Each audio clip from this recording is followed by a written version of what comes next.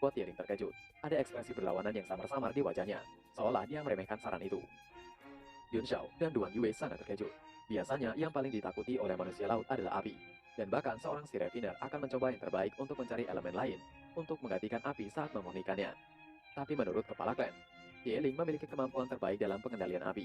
Apakah mereka tidak takut berubah menjadi ikan bakar? Kepala klan tertawa kecil mengatakan bahwa anaknya ingin bersaing dalam pengendalian api melawan Yun Xiao. Apakah Yun Xiao berani? Kepala klan terlihat sangat percaya diri dengan kemampuan anaknya. Yun Xiao penasaran. Ia menyipitkan matanya dan mengatakan jika itu bagus, mereka bisa bersaing dengan itu.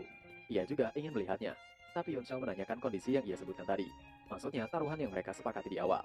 Kepala klan Firefist terkekeh mengatakan tidak masalah. Selama Yun Xiao bisa mengalahkan Tieling, maka Yun Xiao akan bertanggung jawab atas operasi itu.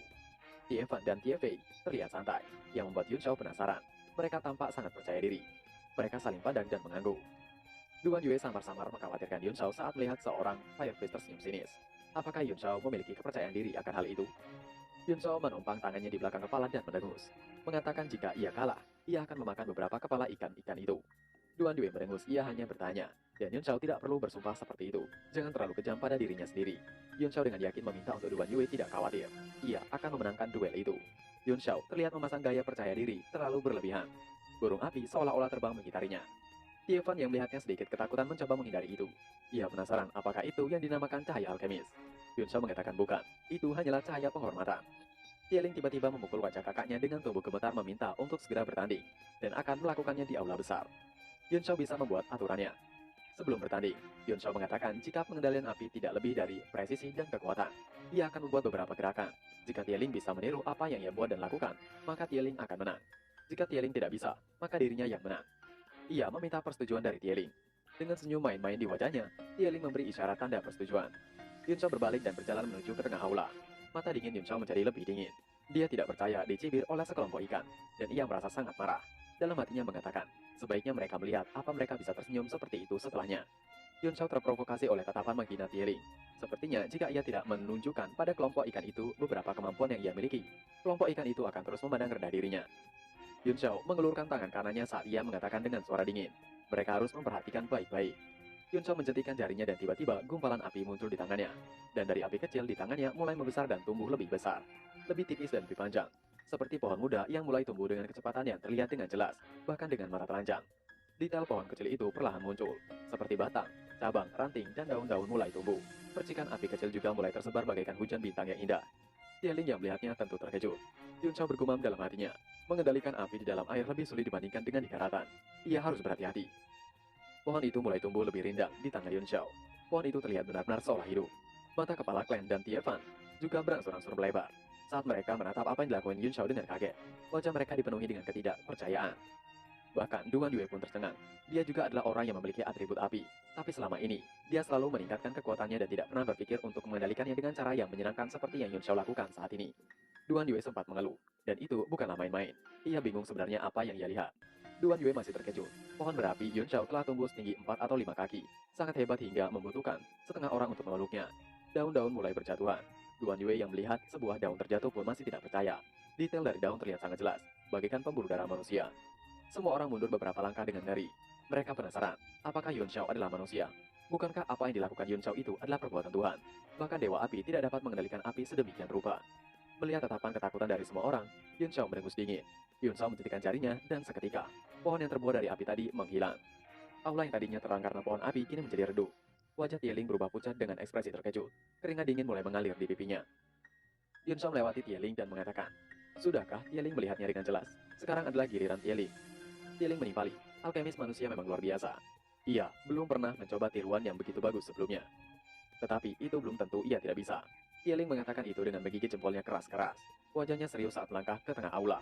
Ia perlahan mulai menirukan Yun Xiao. Ia mencetikkan jarinya dan menghasilkan gumpalan api di tangannya, kemudian mengikuti langkah-langkah seperti Yun Xiao. Namun ketika pohon kecil mulai setengah tumbuh, dia mengurutkan kening dan tiba-tiba apinya padam. Tievan dan Tiefei tentu panik dan menanyakan keadaan Tieling. Namun Tieling mencoba menghentikan mereka dengan mengulurkan tangan. Ia mencoba sekali lagi. Dengan memejamkan matanya, ia melihat ada secerca harapan di matanya setelah beberapa saat. Ia menirukan langkah Yun Xiao dan membayangkan apa yang dilakukan Yun Xiao tadi. Ia tidak menyerah di tengah jalan. Secara bertahap, pohon setinggi hampir 5 kaki mulai tumbuh. Meskipun tidak sedetail seperti yang Yun Xiao ciptakan, itu masih membentuk pohon dengan baik. Karena saking susahnya mengendalikan api dalam tahap tinggi seperti itu, membuat Tieling kesulitan jika harus bertahan lebih lama. Keluarganya mencoba untuk menyemangati Tieling, namun Tieling tidak bisa menahannya lebih lama, dan ia menepukkan tangannya. Pohon itu hilang seketika dan menundukkan kepala Tieling. Ia tidak bisa mengatakan apapun. Kepala klan Fireface adalah ikan tua yang licik. Khawatir Tieling akan langsung menyerah karena harga dirinya sejak kecil. Dengan cepat ia tertawa mengatakan, jika Tieling tidak buruk, itu juga bisa dianggap sebagai kesuksesan. Ia menantang Yun Shao sekali lagi. Apakah Yun Shao memiliki trik lain? Sebaiknya Yun Shao tunjukkan semuanya kepada dia dan yang lainnya. Tie Fei dan Tie Fan juga bersemangat. Mereka memuji Tieling betapa hebatnya dia. Yun Shao tidak marah, tapi hanya menatap Tieling dengan kagum. Ia mengangguk dan memuji Tieling. Meskipun ini adalah pertama kalinya bagi Tieling, tapi Tieling telah mencapai level ini. Tieling memiliki bakat hebat dalam pengendalian api. Ia tidak sebaik Tieling dalam bakat bawaan. Kali ini ia akan menunjukkan teknik pengendalian api terbaiknya. Jika Tieling bisa melakukannya, maka ia akan mengaku kalah. Tieling hanya mendengus. Ia melihat Yun Shao yang berjalan ke tengah dengan penuh keseriusan. Ia tidak tahu akan seperti apa trik yang Yun Shao buat kali ini. Keluarga Tieling melihat Yun Shao dengan tatapan penuh dengan keseriusan juga. Dan Duan Yue tersenyum tipis melihat Yun Shao. Dengan segera, Yun Shao menghantam lantai aula. Dan tiba-tiba, api yang terlihat seperti sebuah lingkaran muncul. Dan seketika melebar hingga hampir memenuhi lantai aula. Ia meminta untuk semua orang memperhatikannya. Lautan api terus melebar. Semua orang terkejut melihat lautan api yang menderu berubah menjadi hutan. Beberapa orang yang hadir semuanya tersentak. Itu benar-benar hutan. Meskipun setiap pohon tidak sedetail pohon sebelumnya, tapi jumlah kali ini sangat banyak, dan setiap pohon tampak berbeda dan seperti aslinya. Tiba-tiba terdengar suara kicauan burung, yang kemudian seekor burung kecil berwarna merah terbang dari sela-sela pohon, dan terus berkicau sambil mengepakkan sepasang sayap mungilnya. Itu tampak seperti burung suguhan. Tidak hanya seekor burung saja. Untuk sesaat, semua jenis burung terbang keluar dan mulai bermain dan mengejar satu sama lain. Di hutan yang berapi-api. Semua orang ketakutan. Otak mereka membeku dan tidak bisa berpikir. Suara burung bergema di seluruh hutan buatan itu. Adegan itu benar-benar membuat pikiran semua orang kosong. Apakah itu masih bisa dikendalikan? Bahkan Dewa Api tidak akan bisa mengendalikan api sedemikian rupa. Mereka benar-benar tidak tahu apakah mereka sedang bermimpi saat ini. Burung kecil bahkan terbang dan berlalu lalang di antara mereka. Duan Yue dan yang lainnya melihat benar-benar tidak bisa mengatakan apapun, dan hanya memandangi keindahan hutan buatan dari api. Mata kepala klan Fireface seolah terjatuh dari tempatnya saat burung kecil terbang melewatinya. Yun Shao membuat sebuah trompet dari api dengan mengatakan, jika semuanya masih belum berakhir, ia meminta untuk semua orang membuka matanya lebar-lebar dan melihat. Apa yang akan ia tiru adalah adegan 100 burung memberi penghormatan kepada Phoenix. Ia menunjukkan burung-burung kecil sekarang, tapi tidak ada burung Phoenix. Sekali lagi, Yun Shao meminta untuk semua memperhatikannya.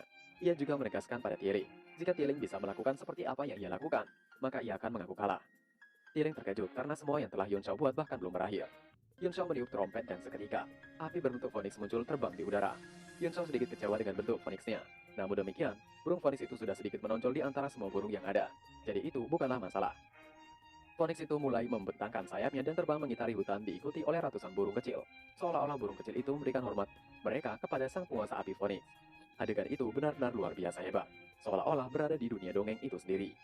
Mata semua orang terpana dan tidak bisa mengatakan apapun. Seakan-akan mereka tidak boleh melewatkan kesempatan untuk melihat pemandangan yang diciptakan oleh dewa. Setelah beberapa waktu, Yun Shao menumbuhkan tangannya dan mengakhiri pertunjukan apinya. Yun Shao merasakan sensasi berdenyut secara bertahap naik dalam dirinya, dan gelombang Qi primordial mulai mengalir di seluruh tubuhnya. Ia terkejut, karena ia ternyata naik menjadi Great Martial Master Bintang 2. Yun Shao tersenyum tipis saat ia merasakan kemajuannya sendiri. Faktanya, kecepatannya sudah sangat menantang. Tapi, itu masih belum cukup dibandingkan dengan persyaratan harapannya. Yun Shao mengalihkan pandangannya untuk melihat sekitar. Dan dia mendapati semua orang telah membatu. Mereka seolah-olah menjadi patung dengan mata terbuka lebar. Dibandingkan dengan kejutan dari pengendalian api Yun Shao, mereka malah lebih terkejut dengan Yun Shao yang menjadi Great Martial Master Bintang 2 begitu muda. Yun Shao meneriaki mereka dan memukul Duan Yue yang membantu itu beberapa kali. Duan Yue menangis dan memuji Yun Shao yang sangat luar biasa. Ia benar-benar ingin berlutut di hadapan Yun Shao. Tiba-tiba terdengar suara benda jatuh. Ya ternyata kepala klan Fireface berlutut di hadapan Yun Shao. Adegan itu tentu mengejutkan semua orang. Duan Yue juga menoleh untuk melihat apa yang sebenarnya terjadi. Semua anak kepala klan Fireface bergegas mendekat karena panik akan apa yang terjadi pada ayahnya. Duan Yue juga ketakutan menanyakan, apa yang sedang kepala klan lakukan? Ia hanya mengatakannya bermain-main. Mengapa kepala klan benar-benar berlutut? Yun Shao terkejut, ia penasaran. Apa yang sedang kepala klan lakukan? Bahkan jika kepala klan mengagumi dirinya, kepala klan sudah tua dan tidak perlu memberikan kesopanan yang begitu besar padanya. Ketiga anaknya mencoba untuk membantu kepala klan berdiri, tetapi kepala klan membentak mereka untuk segera berlutut. Ketiganya membisu, apakah memalukan untuk berlutut seorang diri? Kepala klan langsung memanggil Yun Shao dengan sebutan Holy Hero. Yun Shao adalah Holy Hero. Ia tidak mengerti dengan sebutan itu. Kepala klan berteriak untuk anak-anaknya memberi hormat pada Lord Holy Hero. Tieling dan Tie Fan terkejut dan diam. Sedangkan Yun Shao meminta untuk kepala klan bergegas bangun dan bersihkan dirinya, karena anak-anaknya memasang mata menyala seolah ingin melahap dirinya. Kepala klan tidak memperdulikan itu dan meraih tangan Yun Shao. Bahkan dengan tangis, kepala klan Fireface memanggil Yun Shao dengan sebutan yang mulia. Ia tidak pernah berpikir akan melihat Holy Herald dalam kehidupannya. Yun Shao tentu bingung dengan perlakuan dari kepala klan. Ia tidak tahu harus bersikap bagaimana. Kepala klan Fireface bangkit mengatakan, mungkin Yun Shao belum mengetahui mengapa. Ia juga menoleh ke arah tiga anaknya menanyakan, apakah mereka mengetahui asal-usul klan Fireface? Evan tidak tahu, apakah mereka memiliki asal-usul? Kepala klan mengatakan dengan nada yang dalam, meskipun mereka klan Fireface tidak sebanding dengan keturunan roh sejati, klan Fireface juga bukan orang tanpa nama. Apakah mereka tahu asal-usul pohon Kunwu?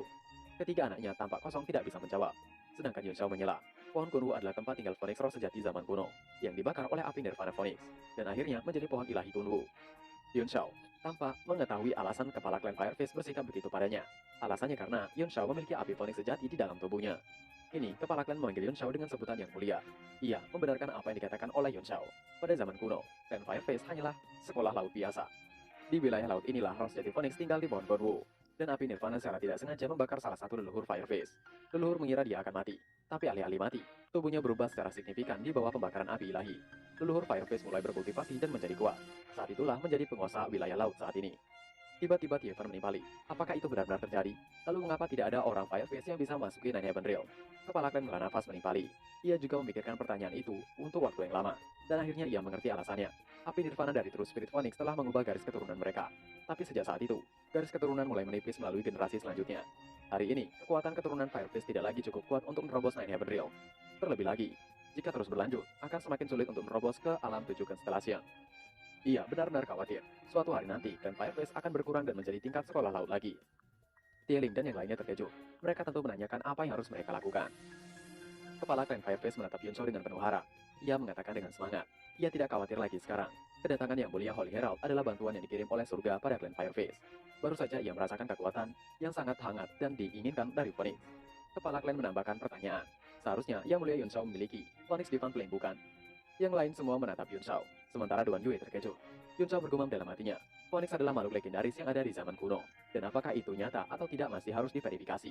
Tapi sekarang, Yun Shao benar-benar bertemu dengan sekelompok manusia ikan yang diubah oleh Phoenix api ilahi, yang menurut legenda bisa membakar segalanya dan membuat seseorang terlahir kembali. Yun Shao tidak menyangka ini akan terjadi. Dia berhenti sejenak yang kemudian menganggukkan kepalanya. Ia mengatakan ia memang memilikinya. Duan Yue terkejut tidak percaya dan melihat ke arah Yun Shao. Tidak hanya Yun Shao, semua orang yang ada di dalam aula terkejut. Kepala klan secara tidak terduga mulai berlutut lagi di hadapan Yun Shao. Ia mengatakan dengan haru, surga menyelamatkan klannya. Yun Shao mereka dan menyentuh mahkota kepala klan seolah ia menerima penghormatan dari kepala klan. Dengan mengurutkan kening, Yun Shao mengatakan, meskipun ia memiliki api Phoenix, bagaimana ia bisa membantu kepala klan? Ia tidak akan membakar kepala klan, bukan? Pertanyaan itu membuat kepala klan terdiam. Ia merenung sejenak dan mengatakan, baru saja ketika Yang Mulia memanggil api Phoenix, ia merasakan kebangkitan dalam garis keturunannya. Ia pikir Yang Mulia Yun Shao memiliki cara. Ye Fei bergegas maju dan berlutut mengatakan bahwa ia baru saja menyinggung Yang Mulia. Ia meminta untuk menghukum dirinya. Ia mencoba menghentikannya. Ia tidak ingin mereka terlalu sopan kepadanya. Karena hal itu membuatnya merasa tidak begitu nyaman. Ia tidak tahu bagaimana ia akan membantu klan Fireface. Tapi jika mereka bisa memasuki pohon Kunwu, maka ia bisa memenuhi dua janji yang ia sebutkan di awal. Setelah itu, akhirnya mereka pergi menuju pohon Kunwu. Kepala klan telah merencanakan untuk mengadakan upacara penyambutan dan meminta untuk semua orang memberi hormat kepada Yun Shao. Tapi Yun Shao buru-buru menghentikannya. Setelahnya, mereka semua berangkat bersama. Di perjalanan, Yun Shao bergumam bahwa tempat itu merupakan tempat tinggal klan Fireface dan pohon Kunwu. Tapi kemudian ditemukan fakta bahwa sekitar pohon Kunwu tidak cocok untuk makhluk hidup. Jadi, mereka secara bertahap bermigrasi dan hanya mengirim orang untuk memetik daun Kunwu dari waktu ke waktu.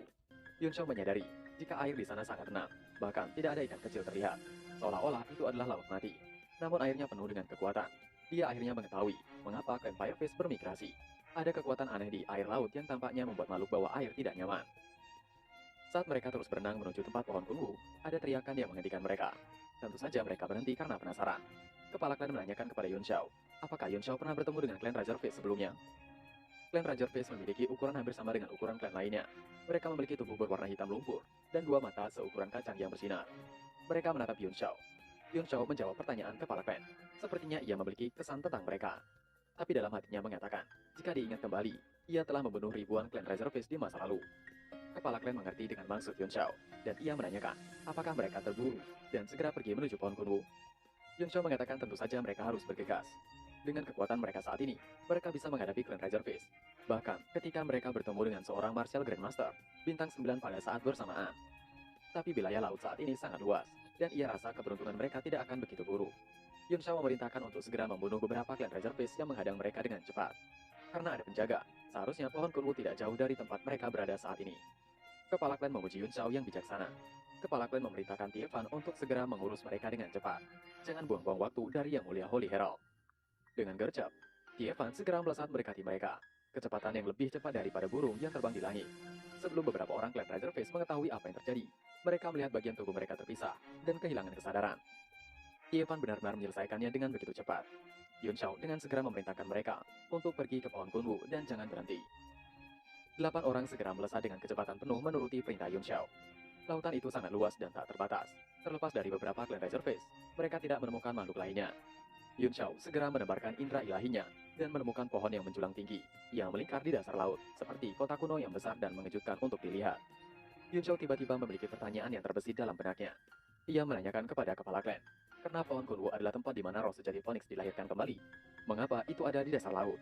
Kepala klan mengatakan, jika pohon Kunwu memang berada di sebuah pulau di masa lalu, kemudian laut berubah berkali-kali dan menenggelamkan pulaunya. Yun Shao akhirnya mengetahui alasan pohon Kunwu berada di bawah laut. Ia meminta untuk semua orang waspada. Ada banyak orang dari klan Razorface di dalam pohon Kunwu. Yun Shao mengetahui itu karena ia telah menyebarkan indera ilahinya dan merasakan ada banyak orang dari klan Razorface. Yun Shao memerintahkan untuk semua orang mengikuti dirinya. Selama mereka bisa memasuki pohon Kunwu, mereka tidak akan mudah ditemukan oleh orang-orang dari klan Razorface. Setelah beberapa waktu berenang, akhirnya mereka tiba di tempat berdirinya pohon Kunwu. Kepala klan tiba-tiba terkejut melihat sesuatu yang seperti cairan berwarna kuning keemasan. Sedangkan Yun Shao terus bergerak bergumam dalam hatinya. Ia merasakan kekuatan dalam cairan itu, yang memberinya perasaan samar-samar seolah chi primordial di tubuhnya akan mendidih. Perasaan yang sangat nyaman dan menyenangkan. Sedangkan kepala klan berteriak marah. Ia benar-benar tidak percaya, klan Razorface menghancurkan pohon Kunwu. Ada begitu banyak getah yang keluar dari pohonnya. Ia penasaran, sampai sejauh mana klan Razorface menghancurkan pohon Kunwu. Kepala klan Fireface akan gila memikirkannya. Awalnya, kepala klan Fireface tidak terlalu marah saat pohon Kunwu diambil alih oleh Razorface. Tapi sekarang, klan Razorface benar-benar menghancurkannya. Karena itu akan menyebabkan pohon Kunwu menghilang selamanya. Yun Shao meminta untuk kepala klan tidak marah dulu. Sekarang sudah terlambat untuk menghentikannya. Sebaiknya mereka mencari tahu situasinya sebelum membuat rencana apapun. Jika prediksinya benar, klan Razorface menggunakan getah pohon Kunwu untuk meningkatkan kekuatan seluruh klan. Klan Razorface lebih berbakat daripada kepala klan Fireface, dan akan merepotkan jika klan Razorface menyerap kekuatan pohon Kunwu. Yun Shao juga mengatakan, jika ia merasakan ada beberapa kekuatan kuat di pohon Kunwu, tapi karena mereka tertidur, ia tidak dapat mengatakan situasi sebenarnya. Ia khawatir, pohon Kunwu telah dihancurkan perlahan dalam jangka waktu yang sangat lama. Sebaiknya untuk sekarang mereka segera masuk ke dalam pohon Kunwu. Tiba-tiba, dari belakang muncul beberapa orang klan Razorface yang bersiap untuk menyerang. Salah satu dari orang itu berteriak, siapa yang berani memasuki wilayah klan Razorface akan dipastikan mati. Tapi Yun Shao masih santai berjalan dengan meminta untuk mengabaikan orang-orang klan Razorface. Mereka masuk terlebih dahulu. Apakah ada masalah dengan itu? Dan kini, tanpa diperintah Yun Shao, ketiga anak kepala klan Fireface ditambah Duan Yue langsung menghabisi orang-orang klan Razorface yang muncul dengan cepat tanpa tersisa. Mereka serta menjawab pertanyaan Yun Shao. Tidak ada masalah sama sekali. Tidak lama, mereka akhirnya sampai di tengah-tengah dari dalam pohon Kunwu. Yun Shao bergumam, tujuan paling mendesaknya adalah menemukan kayu bergizi jiwa yang hanya dapat diproduksi setelah pohon Kunwu menyerap sejumlah besar kekuatan hidup dan jiwa, dan umumnya hanya dapat ditemukan di dekat inti pohon Kunwu. Cara paling sederhana adalah dengan menebang pohon. Tapi, klan Fireface jelas tidak akan setuju, dan itu akan menarik banyak musuh juga untuknya. Saat memasuki lebih dalam pohon Kunwu, wajah kepala klan Fireface semakin jelek. Ada terlalu banyak getah yang berceceran yang keluar dari dalam pohon. Ia sudah mengira jika pohon Kunwu sudah menjadi sangat rusak. Setelah mereka berjalan selama 10 menit, akhirnya mereka berhenti. Melihat cabang besar yang patah, wajah kepala klan menjadi semakin marah. Sejumlah getah meluap dari retakan, dan aroma yang sangat kuat menusuk ke hidung. Yun Shao mencoba meraih getah itu di kedua tangannya. Ia merasa bahwa basis kultivasinya yang baru saja menembus, mulai menunjukkan tanda-tanda meningkat, dan api sejati Phoenix dalam tubuhnya seperti merasa sesuatu dan mulai aktif. Melihat Yun Shao yang terdiam dan berlutut menyentuh getah, Duan Yue menanyakan keadaan Yun Shao. Apakah Yun Shao baik-baik saja?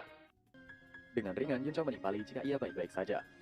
Yun Shao segera melesat terbang untuk mendekati sebuah cabang besar terpotong dan mengeluarkan lebih banyak getah. Ia berdiri di hadapan aliran getah itu sejenak memandanginya. Ia perlahan menyentuh aliran getah itu, dan tiba-tiba, Yun Shao merasakan api Phoenix meronta di dalam tubuhnya. Ia bergumam dalam hati. Sensasi menyegarkan dan nyaman segera mengalir melalui dirinya. Di saat chi primordial tidak terbendung yang terkandung dalam getah, berubah menjadi aliran energi dan berulang kali beredar dalam tubuhnya. Karena api Phoenix yang terus meronta, hingga Yun Shao bahkan tidak bisa mengendalikannya. Akhirnya, ia segera menarik tangannya. Yun Shao mengatakan kepada kepala klan Fireface yang sudah berada di belakangnya, bahwa semua itu adalah harta surga dan bumi. Namun harta yang begitu berharga, dihancurkan sedemikian rupa. Yun Shao mengupat kesal dan mengutuk para klan Razorface. Kepala klan Fireface mengatakan dengan suara yang dalam, bahwa pohon Kunwu dibagi menjadi 3 lapisan dalam. Saat ini mereka sedang berada di lapisan luar. Jika mereka masuk lebih dalam, maka akan menemukan 3 lapisan dalam. Saat ini mereka belum melihat klan Razorface di sepanjang jalan. Ia khawatir orang-orang klan Razorface bersembunyi di lapisan dalam. Yun Shao menyipitkan mata dan mengatakan dengan dingin. Ia membenarkannya. Ia sudah merasakan bahwa ada banyak orang kuat di dalamnya. Mereka harus menggunakan metode membunuh angsa yang bertelur emas. Yun Shao juga penasaran, sudah berapa lama kejadian mengerikan pada pohon Kunwu itu telah berlangsung. Ia khawatir, kekuatan klan Razorface sudah meningkat lebih besar dari sebelumnya. Kepala klan terkejut dengan pertanyaan Yun Shao. Ia penasaran, apa yang harus mereka lakukan saat ini. Yun Shao mendengus sambil bergegas.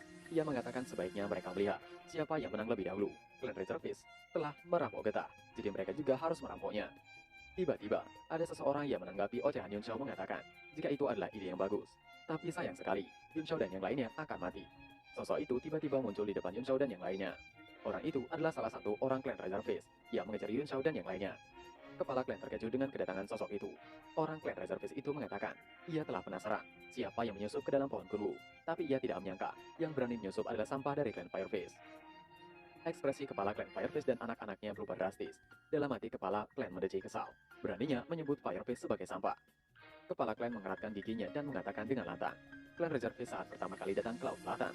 Yang terkuat di antara mereka hanyalah seorang martial Grandmaster bintang 9 puncak. Pada saat itu, jika ia memutuskan, tidak akan ada di antara klan Razorface yang bertahan hidup. Keputusan itu membuatnya membenci dirinya sendiri hingga saat ini. Orang itu mencibir apa yang dikatakan oleh kepala klan. Orang itu mengatakan betapa sombongnya kepala klan Fireface. Ketika klan Razorface berada di Laut Timur, klan Razorface menguasai jutaan wilayah lautan. Dan bahkan Raja Laut Timur memperlakukan klan Razorface dengan hormat. Udang seperti klan Fireface bahkan tidak akan layak hanya untuk menjadi pelayan di klan Razorface. Tieling mendengus dan mencibir bahwa klan Razorface telah dibantai habis di masa lalu, dan kemudian datang ke Laut Selatan dengan mengemis meminta belas kasihan. Bukankah itu sungguh menakjubkan? Perkataan fakta dari Tieling adalah sebuah luka yang tidak disembuhkan hingga saat ini dari klan Razorface, yang membuat orang itu murka dan berteriak jika Fireface memang mencari kematian. Orang klan Razorface mulai menyerang. Pusaran air muncul mengaduk semua menjadi satu dan menarik semua yang ada di sana. Tievan terkejut dan mengatakan, sepertinya, seperti yang dikatakan oleh Yang Mulia Holy Herald, ia terlalu meremehkan kekuatan klan Razorface. Kemungkinan mereka telah berkembang secara signifikan selama waktu ketika pohon Kunwu berada di tangan mereka. Tiba-tiba, kepala klan berteriak untuk Tievan menyingkir. Itu mengejutkan Tievan karena ia mengkhawatirkan tubuh ayahnya. Kepala klan mengatakan bahwa ia akan baik-baik saja. Wajah kepala klan penuh dengan amarah ketika aura mulai naik, dan aura mengerikan mulai menyebar dan langsung menghentikan pusaran air. Ia meneruskan, ia tidak akan mati sebelum menghabisi semua hewan klan Razorface. Orang klan Razorface terkejut mengetahui kekuatan dari kepala klan Fireface. Ia baru menyadari bahwa orang yang melawannya saat ini adalah kepala klan. Kepala klan mendengus, karena orang itu telah mengetahui siapa dirinya. Jadi orang itu bisa mati segera. Aura kepala klan meledak dalam sekejap. Kekuatan yang menakutkan tiba-tiba menargetkan orang Razorface. Dan kemudian air laut menghujam orang itu. Orang Razorface segera berbalik untuk melarikan diri dengan ngeri. Tapi bagaimana bisa dia melarikan diri sekarang? Dia berteriak, beraninya sekolah rendahan seperti klan Fireface menyerangnya. Apakah mereka tidak takut jika klan Razorface murka? Kepala klan melompat dengan energi di kedua tangannya mendengus. Ia tidak akan pernah takut lagi dengan Razorface. Saatnya klan Razorface merasakan kemarahan dari klan Fireface. Kepala klan Fireface menepukkan tangannya yang menyebabkan kedua arus menghimpit orang klan Razorface dengan kuat. Sebelum benar-benar musnah, orang itu mengutuk klan Fireface. Ia bersumpah bahwa klan Fireface akan mati seperti dogi kampung. Sekolah rendahan klan Fireface akan musnah di tangan klan Razorface. Kepala klan tidak takut, ia menimpali. Seharusnya yang marah adalah klan Fireface. Sekarang saatnya bagi klan Razorface menanggung kemarahan klan Fireface. Kepala klan menepuk tangannya dengan erat hingga arus menjadi semakin kuat menghimpit orang itu hingga hancur. Ledakan besar akibat tubuh orang klan Razorface hancur dan berubah menjadi cairan merah berhamburan ke segala arah. Karena mengeluarkan kekuatan yang begitu besar, kepala klan langsung terjatuh dan berlutut di dasar. Tievan dan kedua saudaranya segera mendekati ayah mereka. Mereka semua panik dan menanyakan keadaan ayah mereka. Tieling menangis terseduh, memeluk ayahnya, sedangkan Tievan berteriak menyalahkan dirinya sendiri. Itu semua adalah kesalahannya. Ia seharusnya berkultivasi dengan keras. Ia bahkan tidak bisa menghabisi seorang martial Grandmaster bintang 9 sendirian, dan harus bergantung kepada ayahnya. Setelah mengalahkan musuh, kepala klan kehilangan semangatnya. Wajahnya pucat dan tubuhnya langsung menua, tampak keriput. Di sisa-sisa kesadarannya, kepala klan memanggil Yun Shao. Ia juga segera meraih tangan Yun Shao dengan gemetar memohon. Ia harus mempercayakan masa depan klan Fireface kepada Yun Shao. Ia khawatir ia tidak bisa berjalan memasuki lebih dalam pohon Kunwu, dan Tievan akan membawa Yun Shao ke dalam. Yun Shao terdiam sesaat saat mendengar perkataan kepala klan. Sambil mengerutkan kening, Yun Shao mengangkat tangan dengan jarum emas tipis di antara jarinya, dan dengan cepat menusuk kening kepala klan berkali-kali. Ia juga mengeluarkan pil obat dan membuat kepala klan menelannya. Yun Shao berengus dingin mengatakan, jangan mengatakan hal yang seolah-olah kepala klan akan bertemu dengan ajalnya. Kepala klan hanya kehabisan vitalitas. Sekarang mereka berada di dalam pohon kunwu, tempat dengan kekuatan hidup melimpah di bumi dan langit. Jika kepala klan ingin mati, tidak akan semudah itu. Sedangkan Tiapan terlihat tengah menangis, sembari memaki Yun Shao. Apa yang telah Yun Shao lakukan kepada ayahnya? Menusuk kepala ayahnya dengan jarum akupuntur. Tapi Tiapan berhenti saat suara dari ayahnya meminta untuk Tiapan menghentikan tingkahnya. Setelah meminum pil obat dari Yun Shao, kepala klan segera merasakan keletihan di tubuhnya berangsur-angsur menghilang. Dia mulai merasa segar kembali. Tiapan yang melihat ayahnya sudah pulih merasa terkejut. Yun Shao dengan sewot meminta untuk tidak terlalu senang. Ada baiknya segera pimpin jalan menuju bagian terdalam pohon kunwu. Dengan mata bersinar kegirangan, kepala klan membenarkannya. Mereka harus segera pergi. Ia juga tidak harus mati saat itu. Wajah kepala klan dipenuhi dengan kegembiraan yang luar biasa. Dia berbalik dan menatap ketiga anaknya yang telah dipenuhi air mata. Kepala klan berengus dingin menanyakan kepada mereka, mengapa mereka menangis? Dirinya belum mati. Apakah mereka begitu ingin melihat dirinya mati? Kepala klan segera melesat memimpin jalan, berpesan pada anak-anaknya untuk tidak mati. Semua orang tercengang dan tidak mengerti apa yang telah Yun Shao lakukan. Tieling adalah seorang si refiner. Dia menatap Yun Shao dengan serius. Dia dipenuhi dengan keinginan ketika dia memikirkan teknik jarum emas yang Yun Shao gunakan untuk menyembuhkan ayahnya tadi. Saat mereka menuju perjalanan ke dalam pohon kunwu, Yun Shao mengirimkan transmisi kepada kepala klan. Yun Shao mengatakan, jika untuk sementara ia akan menahan kegagalan tubuh kepala klan. Ketika mereka sampai ke inti pohon kunwu, ia akan membuat array dan menambahkan 100 tahun kehidupan untuk kepala klan. Tapi sebelum itu, kepala klan tidak boleh menggunakan kekuatannya. Jika tidak, kepala klan akan dipastikan mati. Mendengar transmisi suara Yun Shao, seketika tubuh kepala klan sedikit gemetar. Ia menoleh ke arah Yun Shao dengan dipenuhi rasa terima kasih. Yun Shao yang ditatap oleh kepala klan terkekeh dan meminta untuk tidak menatapnya dengan tatapan ambigu. Sebaiknya segera pergi. Ia merasakan beberapa aura kuat yang mendekat. Setelah sesaat Yun Shao dan kelompoknya pergi, beberapa sosok muncul di tempat terjadinya perkelahian tadi. Mereka semua adalah orang-orang klan Razorface. Salah satu dari mereka yang bernama Daliye melihat ke sekeliling dan mengatakan bahwa ia merasakan ada 8 aura yang berbeda. Yang terlemah adalah seorang yang berada di Martial Master, dan ada juga Martial Emperor. Yellow Razor terkejut mendengarnya. Ia tidak percaya ada seorang Martial Emperor. Ia penasaran apa yang harus mereka lakukan. Apakah mereka harus memanggil ahli lainnya? Dalian mengatakan tidak perlu. Para ahli sedang dalam pengasingan. Dilihat dari auranya, seorang Martial Emperor yang menyelinap tidak terlalu kuat. Dia seharusnya berada di Martial Emperor bintang 1, dan 7 lainnya tidak menjadi perhatian. Dahlia juga penasaran, berapa lama pohon kunwu dapat mereka serap sepenuhnya. Yellow Razor tertawa menimpali. Pohon kunwu ini adalah yang terbesar yang pernah ia lihat dalam hidupnya. Ia pikir Clan Razor tidak akan kesulitan dalam menyerapnya. Mereka mencibir Clan Razorface yang sangat lemah, yang bahkan tidak menggunakan harta yang begitu berharga saat mereka memilikinya. Dahlia berengus, jika Clan Razor dapat menyerap kekuatannya selama 100 tahun lagi, bahkan jika Clan Razor tidak dapat kembali ke puncak seperti 30 tahun yang lalu, setidaknya klan mereka akan menghasilkan 1 atau 2 orang berada di Martial Emperor, dan mereka akan kembali ke Laut Timur, menghabisi setiap klan yang tidak tahu berterima kasih pada Clan Razor. Yellow Razor terkekeh dan kemudian ia menanyakan, bagaimana dengan 8 orang penyusup? Dahlia berpikir sejenak dan berengus dingin mengatakan, karena ada seorang Martial Emperor di antara penyusup itu, biarkan saja mereka. Pohon kunwu terlalu besar, Clan Razor tidak akan bisa menelannya tanpa bantuan Clan Mentari. Selama penyusup tidak mempengaruhi rencana Clan Razorface, maka biarkan saja penyusup itu menikmati sepotong kue. Yellow Razor mengerti dan memuji Dahlia yang bijaksana. Mendengar sanjungan itu membuat Dahlia merasa terbang, dan segera mereka pergi meninggalkan tempat itu dan menghilang di antara gelapnya air. Kembali pada Yun Shao dan kelompoknya, kepala klan mengatakan dengan gembira, mereka telah sampai pada intinya. Meskipun ruangannya tampak kecil, ada rongga dengan ukuran berbeda di dalamnya. Mereka hanya perlu menemukan jalannya dan berkultivasi di dalamnya. Duan Yue sedikit terkejut. Apakah kepala klan tidak mengetahui jalannya? Mendengar kata-kata Duan Yue, membuat kepala klan merasa malu. Meskipun ia adalah kepala klan dan menguasai pohon kunwu, belum ada yang sepenuhnya memahami struktur dalamnya. Tiba-tiba, kepala klan dan yang lainnya dikejutkan dengan suara Yun Shao menemukan sesuatu. Mereka menoleh ke arah Yun Shao.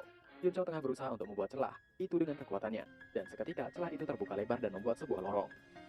Yun Shao mengatakan, apakah itu salah satu rongga yang kepala klan maksud? Kepala klan terkejut, matanya berbinar-binar saat ia mengatakan dengan terkejut, bagaimana bisa Yang Mulia Holy Herald melakukan itu? Meskipun banyak rongga di sana, mereka sangat sulit untuk ditemukan, karena meskipun cabang-cabang di sana lemah, mereka dapat menolak indera ilahi. Setelah mendengar penjelasan kepala klan, Yun Shao sempat berpikir. Ia tidak tahu mengapa ia mengetahui ada rongga di sana. Tapi, ia merasa mungkin saja itu ada hubungannya dengan api Phoenix dalam tubuhnya. Mereka segera memasukinya bersama. Rongga itu terlihat lumayan besar. Tievan terlihat takjub karena tidak menyangka ada ruangan hampa di dalam pohon kunwu. Mendengar kata-kata Tievan membuat Duan Yue meragukan Clan Fireface. Apakah Clan Fireface benar-benar pemilik pohon kunwu? Yun Shao meregangkan tangannya mengatakan, jika tempat itu tidak buruk, ia akan membuat array di sana dan membiarkan semua orang menikmatinya.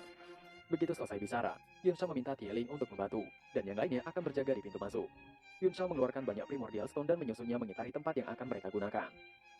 Yun Shao segera membuat array sederhana di tengah-tengah tempat yang dikelilingi Primordial Stone. Tieling yang penasaran, tidak bisa tidak percaya tentang array macam apa itu, karena beberapa bagiannya tampaknya telah melanggar prinsip dasar array. Tieling menanyakan itu, karena dalam proses pengaturan, dia yakin bahwa pengalaman Yun Shao jauh lebih unggul darinya. Seharusnya dengan status Yun Shao yang ditinggikan oleh klan Fireface, Tieling tidak berani bertanya, tapi naluri seorang alkemis membuatnya tidak bisa menahan diri. Mendengar pertanyaan Tieling, Yun Shao tersenyum kecil. Ia memuji Tieling yang memiliki penglihatan yang tajam. Ia menjelaskan bahwa array itu adalah versi sederhana dari One Chi of Destiny, yang dapat langsung menyerap chi spirit di tanaman dan mineral berharga, dan mengubahnya menjadi energi seseorang. Itu adalah array kuno. Tetapi, karena tanaman dan mineral berharga di daratan Tianggu telah mengering, itu tidak lagi setenar di masa lalu, tapi masih banyak harta karun di 4 lautan. Saat mereka keluar dari sana, ia akan mengajari Tieling array itu. Yun Shao secara bertahap menyukai Tieling yang merupakan bakat muda. Jika bukan karena rasnya, Yun Shao mungkin akan mempertimbangkan Tieling untuk menjadi muridnya. Mendengar itu membuat Tieling bahagia. Ia berterima kasih dengan semangat. Sedangkan Duan Yue pusing melihat array itu dan hanya mengenali Primordial Stone penasaran. Bisakah susunan itu membantu mereka menerobos? Duan Yue merasa tanpa ragu dan juga penuh harap. Yun Shao membenarkannya dan meminta untuk Duan Yue tidak meremehkan array itu. Itu adalah array yang sering digunakan para ahli kuat di zaman kuno. Sangat disayangkan bahwa chi primordial alami semakin menipis. Selain laut, di mana mereka akan menemukan tanaman dan mineral berharga menakjubkan untuk menggunakan susunan itu. Yun Shao sekali lagi meminta untuk Duan Yue tidak perlu ragu dan segera masuk ke dalam array. Semua orang bergegas masuk dan duduk bersila. Yun Shao mengirimkan beberapa segel mantra, menyebabkan Primordial Stone meluap menjadi cahaya dan mulai memasok chi primordial ke dalam array. Segera perasaan aneh mulai menyebar. Kepala klan adalah orang pertama yang matanya menyala. Dia mengatakan dengan gembira, itu adalah perasaan yang sangat kuat. Ia tidak bisa percaya chi primordial bisa langsung diserap dan diubah menjadi energi. Ia memuji Yun Shao yang diturunkan oleh surga, karena Yun Shao sangat luar biasa. Yang lain juga mulai secara bertahap merasakan jumlah spirit chi yang luar biasa, dan mereka semua terkejut. DFA mengatakan dengan penuh semangat, konsentrasi chi yang begitu tinggi ada di sana. Jika saja ia bisa berkultivasi selama 1 atau setengah tahun, ia pikir akan mungkin menerobos ke Martial Supreme atau bahkan ke Martial Sovereign. Melihat ekspresi mereka yang penuh semangat, Yun Shao terdiam untuk sesaat. Selanjutnya, ia menghela napasnya dan tersenyum dalam hatinya bergumam. Tidak ada jumlah pohon kunwu yang dapat menahan penyerapan array One Chi of Destiny miliknya. Dan jika semua orang menggunakannya pada saat yang bersamaan, pohon kunwu mungkin tidak bisa bertahan 10 hari atau setengah bulan, apalagi 1 atau 2 tahun. Yun Shao mulai ikut duduk. Ia masih terus melanjutkan gumamannya. Selain itu, array itu secara langsung menyerap chi spirit di tanaman dan mineral berharga, yang akan berubah menjadi benda biasa setelah semua chi spirit mereka terkuras. Itu lebih merusak dibandingkan apa yang dilakukan klan Razorface, yang hanya memotong dan menghisap getahnya. Selama pohon itu masih hidup, pohon yang ditebang akan masih bisa hidup dan pulih. Tapi metode yang ia gunakan, yang langsung menyerap roh chi secara langsung, itu seperti membunuh angsa yang bertelur emas. Kecuali jika pohon kunwu dapat bertahan selama puluhan ribu atau bahkan lebih lama lagi, ia tidak akan pernah bisa pulih ke kondisi sebelumnya. Yun Shao penasaran, apa yang akan dipikirkan oleh orang-orang klan Fireface jika Yun Shao mengatakan yang sebenarnya. Tapi Yun Shao tidak bisa terlalu peduli untuk saat ini. Bahkan ia tidak bisa tidak tergoda dengan spirit chi yang luar biasa. Dan dia segera memulai penyerapan gila-gilaan. Seiring berjalannya waktu, mereka benar-benar tenggelam dalam kegembiraan. Kepala klan jelas merasa bahwa tubuhnya bertahap hidup kembali, dan perasaan awet muda yang telah lama hilang kini kembali. Yun Shao diuntungkan lebih besar lagi. Dia telah menggunakan trik kecil saat mengoperasikan array-nya. Jadi, posisi dia duduk adalah inti array di tengah, di mana spirit chi adalah yang terkaya. Meskipun dia baru saja merobos Great Martial Master bintang 2 belum lama ini, dia dengan cepat merobos ke bintang 3. Sesaat kemudian, ia membuka matanya dan tersenyum. Ia bergumam sendiri jika sepertinya ia telah menjadi Great Martial Master bintang 3. Sedangkan Duan Yue yang berada di samping juga memperhatikan Yun Shao. Ia kemudian menunduk mengerutkan keningnya dan menghela nafasnya. Melihat itu, Yun Shao mendekati Duan Yue menanyakan apa yang terjadi. Mengapa energi Duan Yue masih tetap sama? Yun Shao mengerutkan keningnya dan pupil matanya sedikit mengerut saat melihat tubuh Duan Yue. Sedangkan, Duan Yue masih tidak bisa mengatakan apapun. Ia merenung sejenak dengan mengatakan malu-malu. Tubuhnya disegel oleh seseorang. Yun Shao terkejut mendengarnya. Ia bergegas dan melemparkan tangannya. Ia juga merobek pakaian Duan Yue tanpa aba-aba. Melihat itu, Yun Shao sekali lagi terkejut. Karena di dada Duan Yue, terlihat 3 titik kecil yang saling terhubung membentuk lingkaran dengan jelas. Yun Shao mengatakan itu adalah segel 3 mata hantu. Duan Yue gemetar. Matanya penuh dengan ketakutan seolah-olah ia telah mengingat sesuatu yang mengerikan. Tapi yang lebih mengejutkannya adalah bagaimana Yun Shao mengetahui tentang segel mata hantu itu. Yun Shao terdiam. Dia menelan ludah dan menanyakan, siapa yang menempelkan segel itu pada Duan Yue. Duan Yue tertunduk menimpali. Yun Shao mengetahui segel itu. Seharusnya Yun Shao bisa menebak sendiri siapa orang yang melakukannya dan menaruh segel itu padanya. Yun Shao menyebutkan nama-nama seseorang, seperti Hua Qiansu, Mo Xiao Chuan, Jun Ruyun atau Hou Lian Song Luang yang melakukannya. Tidak mungkin Yang Di yang melakukan itu, karena Yang Di tidak memiliki kemampuan. Yun Shao menyebutkan nama muridnya satu persatu. Kepala klan dan anak-anaknya melihat Yun Shao dan Duan Yue dengan bingung. Duan Yue masih dengan memelas menanyakan, apakah ada banyak orang yang tahu cara menggunakan segel itu? Ia telah menemukan banyak alkemis, tapi tidak satu pun dari mereka yang bisa berbuat apa-apa. Ia berhenti sejenak dan menanyakan sekali lagi, apakah Yun Shao bisa melepas segel itu? Yun Shao kemudian tersenyum. Dulu, Duan Yue pasti lebih dari seorang martial grandmaster bintang 7. Yun Shao mengatakan, setelah segel tiga mata hantu ditempatkan pada seseorang, orang itu tidak hanya tidak dapat menyerap chi primordial apapun untuk berkultivasi, tapi basis kultivasinya akan terus menurun dimakan oleh segel itu secara bertahap juga. Yun Shao mendeji melanjutkan, bintang berapa dulu Duan Yue saat belum mendapatkan segel itu? Apakah bintang 8 atau 9? Atau bahkan Martial Emperor? Duan Yue membeku sejenak, dan kemudian ia mengatakan dengan getir, dengan tatapan mengingat, orang yang menyegelnya adalah Hao Lin, Shao Guang, dari South Woodland, kota dari tentara bayaran. Duan Yue menceritakan masa lalunya. Ia dulu adalah seorang tentara bayaran dari South Woodland, dan ia menyinggung Hao Lian karena sebuah insiden. Hao Lian ingin membunuhnya, tapi Hao Lian memilih menyegel Duan Yue, yang merupakan tindakan kebaikan. Selama bertahun-tahun, ia telah mencoba membuka segel, tapi tidak berhasil. Alasan ia bekerja dengan sangat keras di Qinghai sekarang adalah menghemat cukup uang untuk pergi ke Sea of Soul Formation dan menemukan seorang alkemis tingkat tinggi. Dia berhenti bercerita ketika ia melihat ke arah Yun Shao dan menanyakan, karena Yun Shao mengenali segel itu, seharusnya Yun Shao mengetahui cara menghilangkannya. Mendengar nama Hao Lian membuat Yun Shao memunculkan ekspresi marah. Ia bergumam, semua kambing kecil itu hanya tahu bagaimana memberikan dirinya masalah. Gumaman Yun Shao tidak terdengar dengan jelas oleh Duan Yue, dan Duan Yue terus memberikan pertanyaan pada Yun Shao, apakah bisa segel itu dihapus?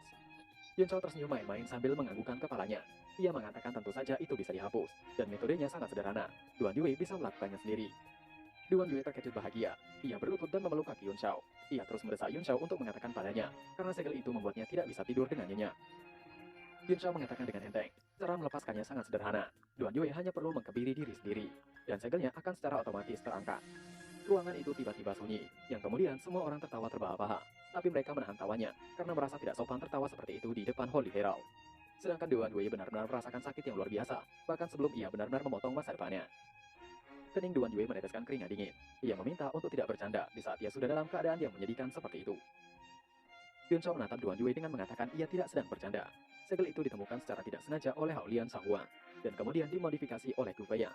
Banyak orang yang telah disegel Gu Feiyang menggunakan itu, dan kebanyakan dari mereka menghilang dan tidak pernah terlihat lagi.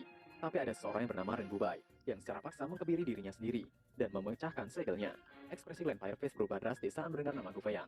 Mereka sama sekali tidak menyukainya. Mendengar itu membuat Duan Yue tiba-tiba makan semangka. Ia menceritakan pernah mendengar tentang Ren Bubai, seorang ahli yang menghabisi ribuan orang, seorang psikopat yang hanya mencintai pria tampan. Duan Yue tidak menyangka alasan Ren Bubai seperti itu adalah karena Gu Feiyang. Duan Yue membelah semangkanya lagi dengan mengutuk Gu Feiyang, dan juga melontarkan kata-kata kasar untuk Gu Feiyang. Yun Shao yang mendengar kutukan untuk dirinya merasa kesal tapi ia tidak bisa berbuat apapun. Yun Shao lalu menatap Duan Yue dengan kesal. Ia mengatakan jika Gu Feiyang adalah orang yang paling ia hormati. Dia tidak hanya tidak terkalahkan dalam seni bela diri, tapi dia tidak tertandingi dalam sastra. Dia pria tampan yang hanya muncul dalam 1000 tahun sekali. Yun Shao terus memuji dirinya sendiri di masa lalu. Mendengar pujian Yun Shao untuk Gu Feiyang membuat Ye Ling seketika muntah. Karena hal itu, Yun Shao segera melihat Ye Ling dengan tatapan membunuh, tapi ia menghentikannya. Setelah mendengar itu, Duan Yue segera meraih tangan Yun Shao dan merayu. Sepertinya segel itu bisa diatasi tanpa harus mengkebiri diri sendiri, bukan? Yun Shao merajuk dengan mengatakan itu memang benar, tapi seseorang sepertinya tidak menghormati Gu Feiyang. Melihat Yun Shao yang merajuk karena Duan Yue menghina Gu Feiyang, akhirnya Duan Yue memperbaiki kata-katanya dan memuji Gu Feiyang secara berlebihan dan segalanya yang baik-baik Duan Yue katakan untuk Gu Feiyang. Yun Shao akhirnya pusing sendiri dan meminta untuk Duan Yue berhenti. Ia akan mengatakannya, segel mata tiga hantu dapat dipecahkan dengan esensi darah orang yang menyegel Duan Yue. Mendengar itu membuat Duan Yue patah semangat lagi. Itu berarti ia harus mengambil darah Hao Lian. Ia putus asa dan memutuskan untuk menggantungkan dirinya. Melihat tindakan putus asa Duan Yue, Yun Shao berteriak mencoba menghentikannya. Ia meminta untuk Duan Yue mendengarkan apa yang akan ia katakan.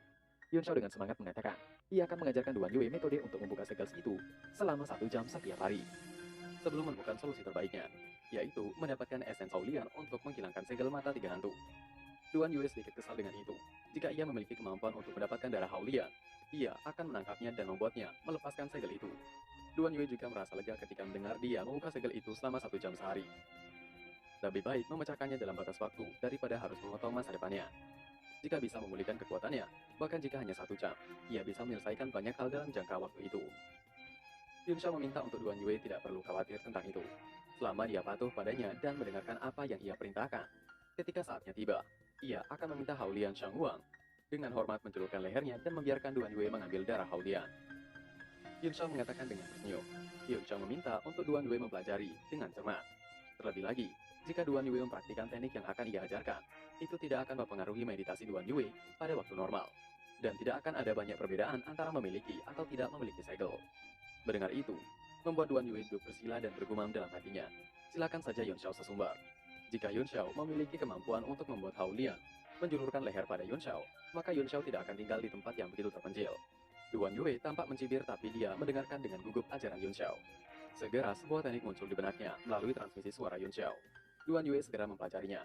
Yun Xiao tersenyum dan memasuki keadaan meditasi lagi. Ia bergumam, ia tidak berharap Duan Yue memiliki segel 3 mata hantu di tubuhnya. Dengan cara itu, jika Duan Yue ingin melepas segelnya, Duan Yue harus mengikutinya. Ia tidak sengaja mendapatkan ahli lain yang berpihak padanya. Yun Xiao memuji mantan muridnya Hao Lian, yang telah melakukan kebaikan besar kepadanya. Beralih di sebuah tempat yang bernama Soulfood Land, yang jaraknya puluhan ribu mil. Suara gaduh karena adegan pembuahan terdengar. Suara itu terdengar dari dalam kamar mewah, namun tiba-tiba suara itu berhenti. Terlihat sosok satu pria dan beberapa wanita di sana. Salah seorang wanita penasaran, mengapa mereka berhenti. Di saat sedang puncaknya, para wanita itu menginginkan lebih lagi. Pria itu mengatakan entah bagaimana ia mengingat gurunya yang meninggal begitu cepat.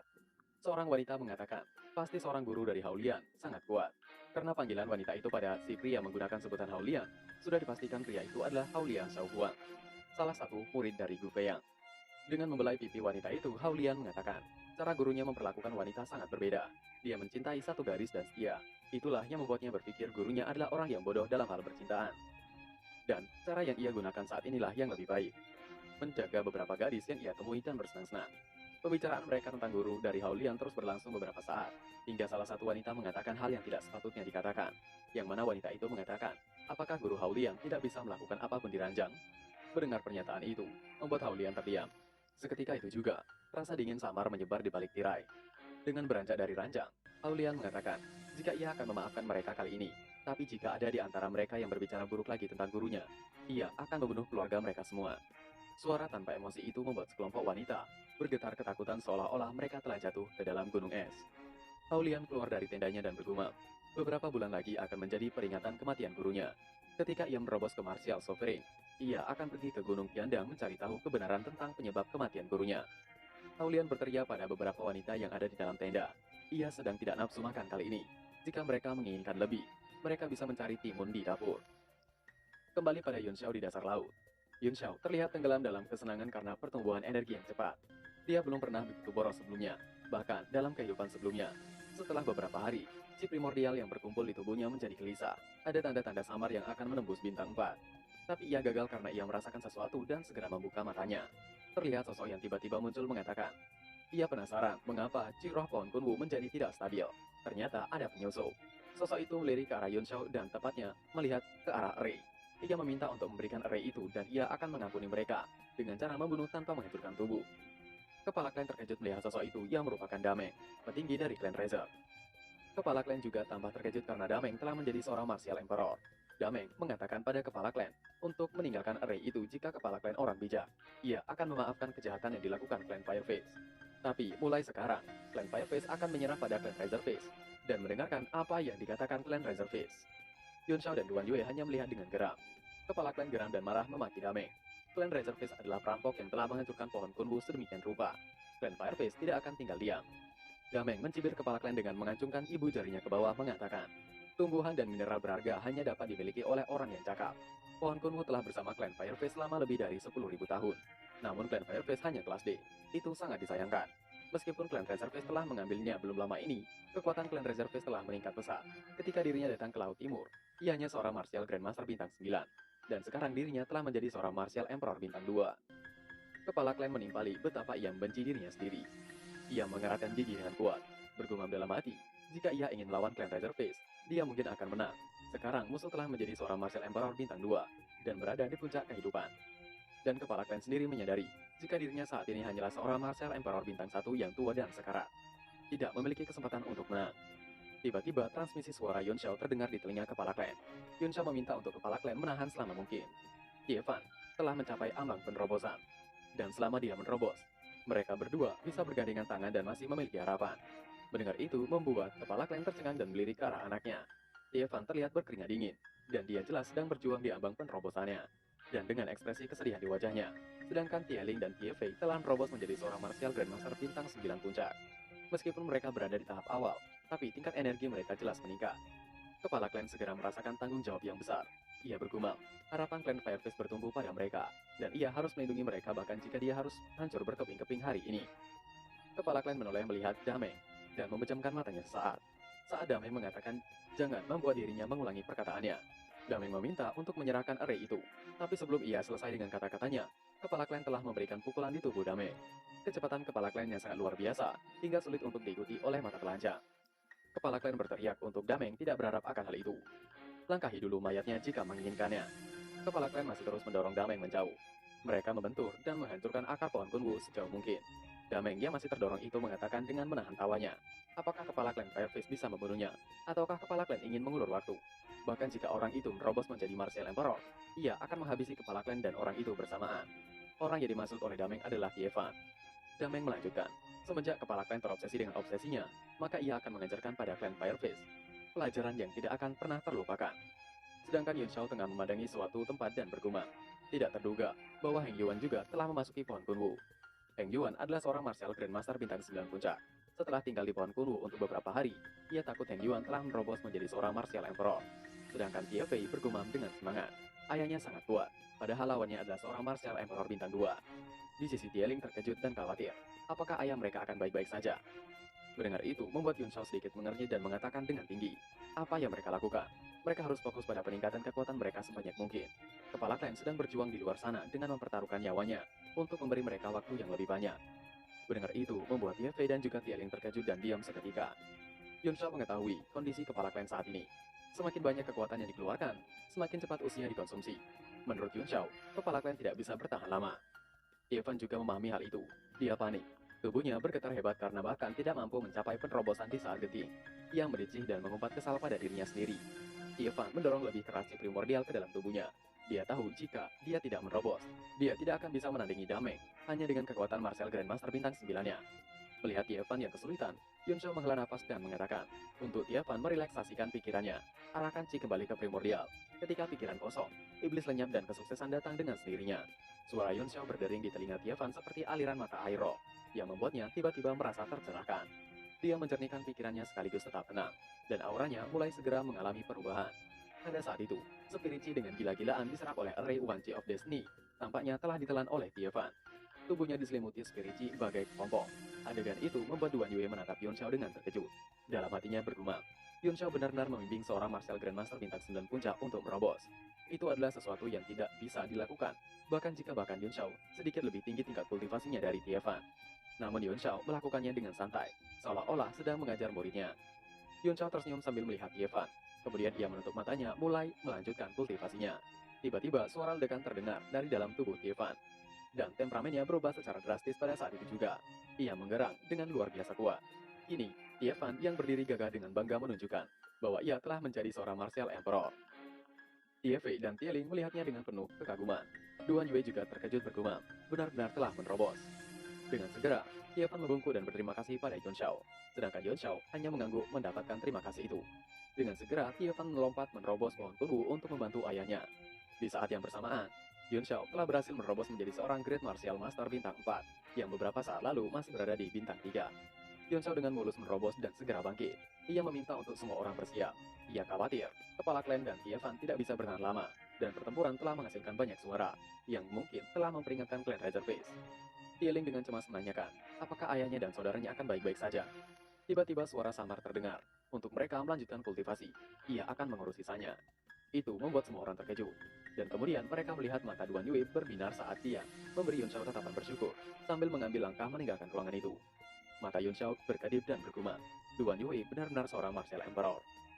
Di luar ruangan, pertempuran sengit terjadi. Serangan demi serangan menghujam kepala klan dan Tievan, hingga membuat kepala klan dan Tievan berlumuran darah. Terengah-engah saat mereka menatap Dameng. Mata mereka penuh dengan kebencian dan niat membunuh. Dan meskipun mereka berdua terluka parah, keinginan untuk bertarung mereka lebih kuat dari sebelumnya. Cabang-cabang pohon di sekitar telah hancur, meninggalkan area terbuka berdiameter lebih dari 100 meter. Meskipun Dameng terlihat berantakan, dia tidak terluka. Matanya terbakar dengan niat membunuh saat mengatakan dengan dingin. Awalnya, ia berniat untuk menyelamatkan klan Fireface untuk menjadikan mereka pelayan. Tapi klan Fireface sangat bodoh.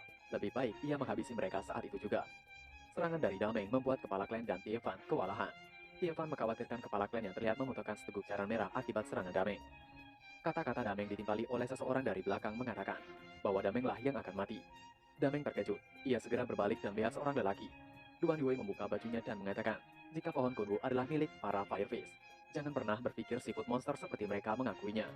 Duan Yue menatap tajam dan matanya bercahaya menampakkan aura perubahan. Melihat tingkat kultivasi Duan Yue, Dameng tersenyum. Hanya seorang martial Grandmaster bintang 7. Dameng mencibir Duan Yue dengan kekuatan penuh. Dameng, melesat yang tiba-tiba telah berada di atas Duan Yue. Ia berteriak, jika untuk menghabisi Duan Yue, ia tidak perlu menggunakan bela diri. Serangan biasa sudah bisa menghancurkannya.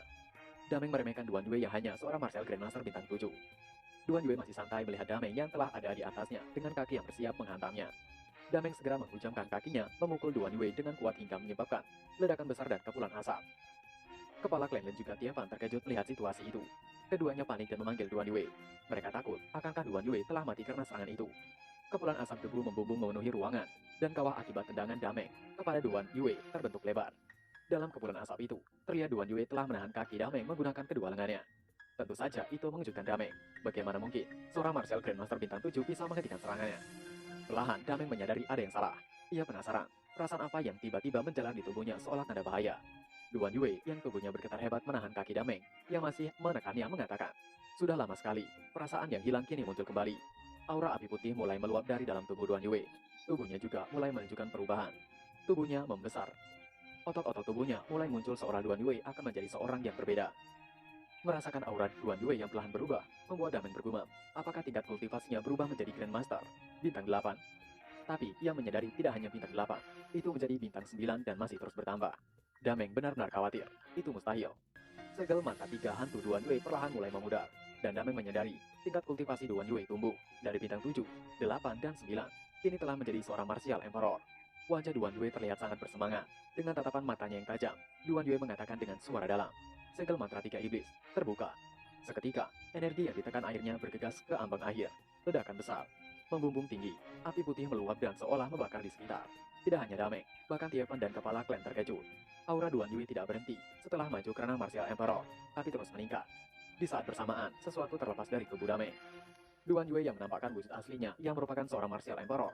Sebuah lingkaran energi di belakangnya merupakan sebuah tanda yang membuktikan dia seorang martial emperor asli. Duan Yue mencibir. Beraninya seekor seafood monster menempatkan kaki busuknya itu padanya. Ia mengambil salah satu kaki itu untuk pelajaran. Tiefan masih terkejut ketika mengetahui Duan Yue adalah seorang martial emperor bintang 1. Tapi itu masih terus naik. Duan Yue menghirup Chi Spirit di sekitar dalam-dalam. Ia melompat ke udara dan terus menghirup Chi Spirit berteriak. Akhirnya, ia kembali ke puncak dan bahkan menerobos secara langsung. Duan Yue merasakan dengan tenang saat energi mengalir di dalam dirinya. Dan dia sepertinya tidak dapat mempercayai apa yang baru saja terjadi. Segel yang telah menekannya selama bertahun-tahun, akhirnya terbuka, walaupun untuk waktu yang singkat, kekuatannya tidak hancur, melainkan naik ke tingkat yang lebih tinggi. Dameng yang tengah terbaring di lantai mengupat kesal. Ia tidak tahu dari mana manusia itu berasal. Ia terus merangkak untuk menjauh dan mencoba berdiri dengan segala cara. Setelah bangkit, Dameng yang dipenuhi dengan aura seketika menumbuhkan salah satu kakinya yang diputuskan oleh Duan Yue. Ia berteriak, meskipun Duan Yue menjadi seorang martial emperor bintang 2, basis kultivasinya masih belum stabil, jadi Duan Yue tidak akan bisa melawannya. Duan Yue yang tidak menanggapi apa yang dikatakan oleh Dameng, ia hanya sedikit terkejut. Kaki Dameng kembali pulih. Ia berteriak, struktur tubuh monster seafood memang aneh. Itu juga luar biasa. Tanpa pikir panjang, Dameng langsung melesat mendekati Duan Yue. Kecepatan yang luar biasa itu seolah kilat membuat Tiefan dan kepala klan terkejut. Namun Duan Yue masih santai melangkah mendekat. Duan Yue mencibir, itu hanyalah trik kecil yang tidak akan mampu melukainya. Duan Yue memanggil Halberd Surgawi. Dia berteriak ringan dan mengulurkan tangannya. Seberkas cahaya segera terbentang di telapak tangannya, menjelma menjadi tombak kuno yang mulai dipenuhi dengan api putih. Cahaya perak menerangi dasar laut seperti siang hari. Duan Yue bersiap mengayunkan tombaknya yang dipenuhi dengan api putih. Ketika Dameng mendekat, Duan Yue segera mengibaskan tombaknya ke atas dan menghantam Dameng dengan keras. Karena serangan dari Duan Yue, kedua tangan Dameng hancur dan mengejutkannya. Ia menahan sakit di kedua sisi lengannya yang sudah tidak memiliki tangan lagi. Ia melihat sisi tangannya yang ternyata api masih terus menyala dan menyebabkan tidak bisa menemukan kedua tangannya. Dameng dipenuhi dengan kemarahan dan keterkejutan. Api putih memberinya perasaan yang sangat berbahaya. Dameng tidak percaya, bahkan dia tidak dapat menahan jika menyentuh api itu. Saat Dameng masih panik karena tangannya tidak bisa tumbuh, dari jauh, Duan Yue bersiap menghunuskan tombaknya dengan mengatakan, jangan repot-repot panik, karena api miliknya, Dameng tidak akan pernah bisa menemukan kembali lengannya yang putus. Duan Yue benar-benar penuh dengan kekuatan yang tidak pernah semua orang sangka. Yang awalnya hanya seorang pendekar pendek dan urakan, tapi ternyata Duan Yue adalah seorang yang sangat kuat. Melihat dirinya dalam bahaya, Dameng terlihat pucat keringat dingin. Ia berteriak mengutuk Duan Yue. Ia mengatakan tidak mungkin manusia rendahan seperti Duan Yue bisa membuatnya terpojok. Apalagi saat ini di tengah lautan. Meskipun mereka berdua adalah sama-sama Martial Emperor Bintang 2, seharusnya ia lebih kuat dari Duan Yue. Sudah tidak memiliki kesempatan untuk menang melawan Duan Yue, Dameng mulai mengaktifkan sensorik di kepalanya. Sebuah gelombang yang dihasilkan dari kepalanya mulai menyebar. Itu adalah sebuah panggilan untuk para klannya. Kepala klan terkejut berteriak, "Tidak bagus, Dameng memanggil bala bantuan. Ada baiknya mereka segera membunuhnya." Dameng menimpali, ada banyak orang di sekitar, dan 5 atau 6 lainnya adalah seorang Martial Emperor. Mereka semua akan mati di sana. Duan Yue yang melompat dan melemparkan tombaknya menghunus Dameng mengatakan, "Tidak peduli seberapa banyak sampah yang Dameng panggil, mereka hanyalah sampah." Duan Yue mencibir jijik. Apakah karena mereka berada di lautan, dan Dameng berpikir akan lebih unggul darinya? Tombak Duan Yue langsung menghujam Dameng dengan menghancurkan tubuhnya. Sekeliling menjadi sangat terang saat kepalanya tersisa. Dameng mengutuk dan mengumpat. Ia berteriak, Duan Yue tidak bisa membunuhnya. Ia tidak akan mati. Dihunus oleh Halberd Surgawi, Dameng merasakan rasa kematian di hatinya. Ia bahkan telah melihat bala bantuan bergegas di kejauhan. Tapi sudah terlambat. Duan Yue yang telah berhasil mengalahkan Dameng itu berteriak. Segera datanglah para reservis yang busuk. Berapapun yang datang akan ia hadapi dan hancurkan. Tiba-tiba, datang lusinan orang klan reservis melesat mendekati Duan Yue dan yang lainnya. Salah satu orang klan reservis berteriak untuk segera membunuh para penyusup. Duan Yue yang melihat kedatangan para kerang sampah itu bergumam dengan senyuman. Akhirnya, siput sampah telah datang. Di sisi lain, tiba-tiba Yun Shao keluar dari dalam ruangan melesat menuju suatu arah dengan segera. Di tengah-tengah lesatannya, Yun Shao menggunakan transmisi suara. Ia memerintahkan untuk membunuh orang-orang klan reservis sebanyak yang mereka bisa, dan mereka tidak perlu mengkhawatirkan dirinya. Tentu saja, itu mengejutkan Duan Yue dan kepala klan. Duan Yue terdiam sejenak. Ia tidak mengerti mengapa Yun Shao tiba-tiba mengatakan itu. Karena Yun Shao tidak tampak seperti seorang pembunuh. Dilihat dari perilakunya yang biasa. Tapi sejak Yun Shao mengatakan itu, mata dingin Duan Yue tertuju pada lusinan reservis yang masih belum bisa memahami situasinya. Di sisi lain, perintah yang dikatakan Yun Shao adalah apa yang ingin mereka lakukan. Dengan segera, mereka bergegas untuk melawan klan reservis. Sedangkan di sisi Yun Shao, dengan terus-menerus, ia memotong cabang-cabang pohon kunwu lebih dalam dan mematahkan dengan pedang. Yun Shao terlihat seperti tengah melacak sesuatu. Setelah dia berenang sejauh bermil-mil dan cabang-cabang menjadi semakin padat, ia menggunakan tebasan terakhirnya. Akhirnya, ia telah mendapati sebuah rongga yang sangat luas. Hal yang paling menarik perhatian di dalamnya adalah sepotong kayu besar yang didirikan langsung di dasar lautan. Warna kayu besar itu sedikit berbeda dengan cabang pohon kunwu, menunjukkan warna coklat muda. Di sekeliling pohon itu, getah pohon kunwu menggenang seperti danau yang mengelilingi pulau di tengahnya. Yun Shao melihatnya tersenyum. Akhirnya, ia menemukannya. Ia mengatakan itu adalah kayu bergigi jiwa yang besar. Itu tidak sepenuhnya terbentuk, tapi setelah diturunkan dan disempurnakan, itu sudah cukup untuk mengwu. Ia hanya akan membiarkan sedikit lebih lama, dan membiarkan Duan Yue dan yang lainnya membunuh semua orang dari klan reservis. Efek dari pemotongan kayu bergigi jiwa, itu akan lebih baik setelah menyerap jiwa-jiwa orang-orang yang mati. Yun Shao bergumam, alasannya bisa menemukan inti pohon kunwu. Baru saja, ia merasakan arah di mana jiwa Dameng terbang. Dan ia mengikutinya. Akhirnya, itu membimbingnya menemukan inti pohon kunwu. Kayu itu seharusnya berevolusi setelah menyerap jiwa-jiwa pengembara selama puluhan ribu tahun. Tapi, ukurannya yang terlalu besar. Kayu itu menjadi keberadaan setengah matang di hadapannya sekarang. Yun Shao bergumam, setelah menunggu puluhan ribu tahun, apakah akhirnya ia bisa mendapatkan kesempatan? Saat Yun Shao merasa puas dengan dirinya sendiri, sebuah suara tiba-tiba terdengar di dalam rongga dan mengejutkannya. Tentu saja itu mengejutkan Yun Shao. Ia segera menyebar indera ilahinya dengan ngeri, tapi ia tidak menemukan apapun. Mengetahui bahwa itu adalah eksistensi yang bisa bersembunyi dari indera ilahinya, Yun Shao merasakan hawa dingin menjalar di punggungnya. Suara itu terdengar lagi dan meminta untuk Yun Shao tidak perlu takut. Yun Shao terus mencari keberadaan orang di balik suara itu. Ia menemukan arah kali ini. Ia menyipitkan mata dan mengetahui fakta bahwa suara itu berasal dari kayu bergigi jiwa yang setengah matang itu. Seketika, getaran hebat yang Yun Shao rasakan mengguncang tempat itu disertai dengan suara gelak tawa tadi. Ia segera mengedarkan indera ilahinya, namun ia tidak mendapati siapapun. Mengetahui jika itu adalah eksistensi yang bisa bersembunyi dari indera ilahinya, dia merasakan hawa dingin menjalari punggungnya. Yun Shao menemukan arah kali ini. Dia menyipitkan matanya melihat ke bawah. Getah yang bergenang itu mulai berguncang, dan tiba-tiba, dari bawah meluap dan menjulang ke atas sesuatu yang besar. Yun Shao mendongak mengikuti julangan sesuatu itu. Dari balik luapan yang menjulang, muncul seperti tangan dan kemudian sosok tua muncul. Sosok tua itu duduk di singgasana kayu. Melihat itu, Yun Shao langsung mundur untuk menjauh. Ia melihat dengan seksama dan mengetahui siapa sosok itu. Itu adalah roh pohon Dewa Kunwu. Wajah sosok tua itu penuh dengan keheranan, dan terlihat jelas bahwa dia sedikit terkejut. Roh pohon menatap Yun Shao dan mengatakan dengan takjub, Yun Shao adalah anak yang aneh, dan juga Yun Shao tidak takut padanya. Tetapi kekuatan jiwa Yun Shao sangat murni, sehingga Yun Shao tidak terlihat seperti remaja. Faktanya, ia merasa Yun Shao adalah seorang yang berusia ratusan tahun. Yun Shao terkejut, dan dahinya bercucuran keringat dingin. Roh pohon ini adalah yang pertama. yang mengetahui rahasia jiwanya. Yun Shao mengatakan, tidak heran kayu bergigi jiwa belum sepenuhnya terbentuk setelah ribuan tahun. Ternyata jiwa pengembara diserap oleh roh pohon. Tiba-tiba Yun Shao merasakan hawa dingin naik dari lubuk hatinya. Ia mengatakan dengan pelan, roh pohon tidak akan memakan jiwanya bukan? Roh pohon membeku sejenak dan kemudian tertawa. Ia meminta untuk Yun Shao tidak perlu khawatir. Ia hanya melahap jiwa-jiwa yang tidak sadar dan telah mati. Ia tidak bisa mengambil jiwa Yun Shao kecuali Yun Shao telah mati. Selain itu, ia membutuhkan bantuan Yun Shao. Yun Shao bingung dengan permintaan roh pohon. Ia dengan segera mengatakan, jika roh pohon meminta untuk tidak mengambil kayu bergigi jiwa, ia menolaknya. Ia memerlukan itu. Roh pohon tertawa mengatakan, jika itu orang lain, ia akan mengatakannya, tapi tidak dengan Yun Shao. Karena setelah pertemuan dengan Yun Shao, ia bahkan tidak membutuhkan kayu bergigi jiwa. Dan ia meminta untuk Yun Shao melihat tubuh roh pohon yang telah rusak. Tidak dapat diperbaiki oleh orang-orang itu. Dan Rei terkutuk Yun Shao telah menghabiskan semua spiritinya. Bahkan dengan kayu bergigi jiwa, ia tidak akan bisa hidup lama. Yun Shao tiba-tiba berubah ekspresi. Dengan jejak niat membunuh dan berkedip di matanya, dia mencengkram Tiger Tooth lebih erat dan membentak, apakah roh pohon akan mengambil tubuhnya. Mendengar itu roh pohon berhenti sejenak, dan kemudian ia mencibir sambil mendengus. Ia tidak akan mengambil tubuh Yun Shao. Manusia selalu berpikir, betapa indahnya tubuh mereka. Tetapi, di matanya hanya tubuh pohon besar yang merupakan keberadaan paling indah di dunia. Walaupun tubuh Yun Shao agak luar biasa, itu sama sekali tidak sebagus orang-orang laut tingkat tinggi. Ia ingin Yun Shao membantunya dilahirkan kembali dari abu. Mendengar pujian sekaligus cibiran, membuat wajah Yun Shao merah sekaligus marah. Juga itu mengejutkan Yun Shao ketika mendengar dilahirkan kembali. Yun Shao menanyakan, apakah ia harus membiarkan api Phoenix dalam tubuhnya membakar pohon itu menjadi abu? Yun Shao menghela napas mengatakan, tidak tahu bagaimana cara melakukannya. Selain itu, ia tidak dapat mengendalikan api Phoenix. Dan ia tidak ingin secara tidak sengaja membakar dirinya sendiri menjadi abu. Roh pohon itu tertawa ringan meminta untuk Yun Shao tidak perlu khawatir. Juga itu adalah kesempatan untuk Yun Shao.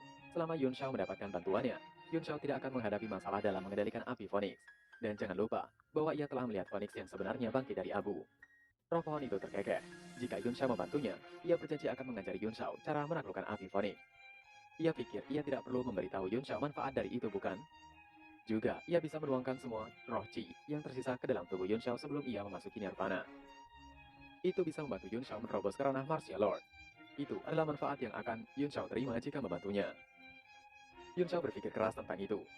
Kedua godaan tentang mengendalikan api Phoenix dan menerobos menjadi Martial Lord. Ia mempertimbangkannya sejenak. Yun Shao menanyakan hal lain. Apakah ia akan merasakan perasaan tidak nyaman dalam proses membantu roh pohon itu bangkit dari abu? Roh pohon menimpali dan memuji. Yun Shao adalah anak yang berhati-hati. Ia meminta untuk tidak khawatir. Yun Shao akan bangkit dari abu bersamanya. Dan itu hanyalah manfaat bagi Yun Shao. Jika ia membaca Yun Shao dengan benar, seharusnya Yun Shao telah berlatih teknik Tiran Body Tempering. Setelah bangkit dari abu, kultivasi teknik Yun Shao dapat mencapai setidaknya tingkat lebih tinggi lagi. Yun Shao terdiam. Ia menunduk dan bergumam. Mata roh pohon itu terlalu tajam, yang bahkan bisa membaca teknik body temperingnya. Teknik body tempering dibagi menjadi 3 level. Jika dia bisa mencapai tingkat yang lebih tinggi, kekuatan tubuh dagingnya meningkat beberapa kali lipat. Dan tidak diragukan lagi, merupakan godaan terbesar lainnya selain menerobos. Yun Shao tersenyum mengatakan, bagaimana bisa ia menolak ketika roh pohon telah menawarkan begitu banyak keuntungan untuknya. Roh pohon itu tertawa lagi. Ia tahu Yun Shao akan sulit untuk mengatakan tidak. Ada satu hal lagi yang ia perlu bantuan dari Yun Shao, yaitu setelah ia bangkit dari abu, ia akan kembali keadaan semula dan tertidur lelap. Ia harap Yun Shao dapat membawanya, menemukan tempat tak berpenghuni yang penuh dengan spirit Qi. Ia meminta Yun Shao menanam di sana. Ia meminta Yun Shao menemukan tempat itu untuknya.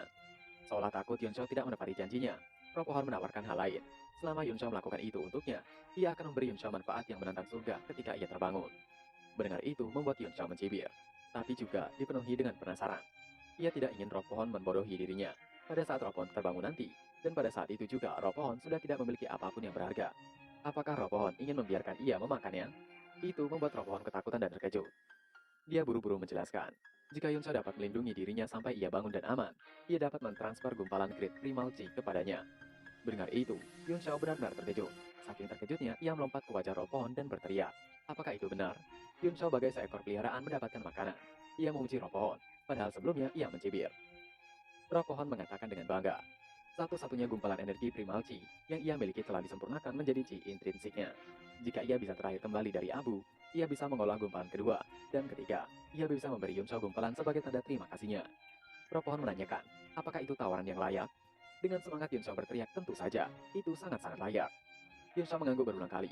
Ia bergumam, primal Qi dikandung dalam kekacauan ketika langit dan bumi baru saja lahir. Yin dan Yang belum terpecah. Setelah itu Dao berubah menjadi Yang Es, yang terpecah menjadi Yin dan juga Yang. Kemudian alam semesta dan segala sesuatu termasuk bumi, air, api dan angin berevolusi dari Primal Chi. Jika dia bisa mendapatkan gumpalan, peluangnya menerobos ke lebih tinggi tidak akan menjadi masalah besar untuknya. Roh pohon meminta untuk tidak menunda lagi. Yun Shao masih bergumam dengan dirinya sendiri. Ia juga tahu bahwa roh sejati kuno yang telah menghilang yang dapat memahami Primal Chi. Pohon Kunwu pasti telah dipengaruhi oleh Phoenix, dan dengan puluhan ribu tahun kultivasi, ia mampu menghasilkan gumpalan Chi. Roh pohon tidak menunda lagi dan memulainya, memberikan Yun Shao metode untuk mengendalikan api Phoenix. Sebuah teks kuno muncul di dalam benak Yun Shao, yang seluruhnya terdiri dari tulisan kuno seperti kecepong emas. Jika dia tidak melakukan penelitian tentang tulisan semacam itu sebelumnya, ia tidak akan dapat memahaminya sekarang. Setelah beberapa waktu, Yun Shao terdiam dan memahaminya. Roh pohon menanyakan, apakah Yun Shao telah memahaminya dan menguasainya, atau adakah yang tidak Yun Shao ketahui? Roh pohon mengajukan banyak pertanyaan dengan khawatir. Yun Shao mengerutkan kening dan mengatakan, tidak ada yang ia tidak mengerti. Tapi jika ia memicu api Phoenix berdasarkan teknik itu, bahkan ia tidak bisa mengendalikannya di tahap selanjutnya. Apakah ia akan terseret dalamnya juga? Roh pohon itu menimpali. Yun Shao terlalu bimbang dan berhati-hati. Jika Yun Shao terluka, ia akan bersumpah dirinya akan dimakan monster laut ketika ia bangkit. Ia menegaskan, hanya demi dirinya sendiri, ia tidak akan menyakiti Yun Shao. Mendengar itu, Yun Shao akan mencobanya. Tapi Yun Shao menunjuk pada kayu bergigi jiwa dan memintanya untuk menyingkirkan itu, lebih tepatnya memberikan kepadanya, karena ia takut itu akan terbakar habis. Roh pohon mulai menunjuk kayu bergigi jiwa dan mengambil juga memberikan kepada Yun Shao. Dengan segera, Yun Shao menyimpan dalam cincin dan bergumam. Dengan itu, ia bisa menyembuhkan Mangwu. Yun Shao duduk bersila dan mengatakan ia telah siap. Api Phoenix mulai menguap dari keningnya. Roh pohon juga mengatakan ia akan segera meletakkannya. Keduanya membuat segel dengan tangan mereka. Aura mereka terus naik saat spirit chi mengalir ke tubuh mereka. Pada saat itu, tangannya melambat seolah-olah gerakan mantra telah memasuki tahap yang sangat rumit, dan dia harus merenung sejenak sebelum membentuk segel lainnya. Beberapa saat kemudian, simbol kuno yang tidak terduga mulai menguap mengambang di air laut. Roh pohon mengatakan dengan lembut, bagaimanapun ia tidak akan lagi membutuhkan tubuhnya, dan spirit chi akan sia-sia jika tidak mengeringkannya. Ia akan memberikannya kepada Yun Shao. Selain itu, meningkatkan kekuatan Yun Shao secara paksa sekarang, jaminan kelahirannya kembali akan meningkat. Secara bertahap, kultivasi Yun Shao mulai menerobos, dari bintang 5, bintang 5 puncak, dan menjadi seorang Great Martial Master bintang 6. Yun Shao benar-benar bahagia ketika mendapatkan begitu banyak keuntungan saat ini. Tapi tiba-tiba terdengar dari samping sebuah suara. Ia bertanya-tanya, mengapa ada sesuatu yang salah? Ternyata Yun Shao adalah pelakunya. Sosok itu adalah Heng Yuan. Ia melesat ke arah Yun Shao. Yun Shao yang melihat Heng Yuan bergumam. Baru beberapa hari, tapi aura Heng Yuan telah berubah. Dia saat ini menjadi seorang Martial Emperor bintang 1. Heng Yuan mengumpat kesal. Ia baru saja ingin merobos menjadi Martial Emperor bintang 2. Tapi energi spirit chi telah menghilang. Ternyata pelakunya adalah Yun Shao. Heng Yuan segera menerjang ke arah Yun Shao dan bermasuk untuk menghabisinya.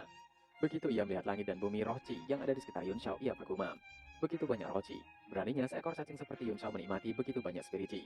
Ia memaksa Yun Shao untuk memberikan itu padanya. Namun Yun Shao masih terus berkonsentrasi dengan apa yang ia lakukan. Segel tangan masih berada pada tempatnya dan kemudian ia menangkupkan tangannya. Heng Yuan bergegas di hadapan Yun Shao dan hendak menyerang ketika gelombang panas bertiup ke wajahnya. Apinya menyebar ke segala arah membuat jiwanya bergetar dalam sekejap. Dan rasa kematian turun ke dalam hatinya. Membuat Heng Yuan takut dan keluar dari akalnya. Dia secara paksa menghentikan dirinya dan menendang air untuk mempercepat dirinya. Dengan Yun Shao di tengah, api Phoenix menyebar dengan cepat. Dengan cepat menempatkan seluruh inti pohon Kunwu di lautan api. Sementara itu, Yun Shao duduk bersila dan memperlihatkan tubuh yang berkilau. Membiarkan api mulai membakarnya saat ia membaca mantra.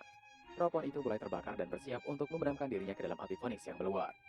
Heng Yuan sekali lagi mencoba untuk menghindari api itu. Ia bergumam, api apa itu?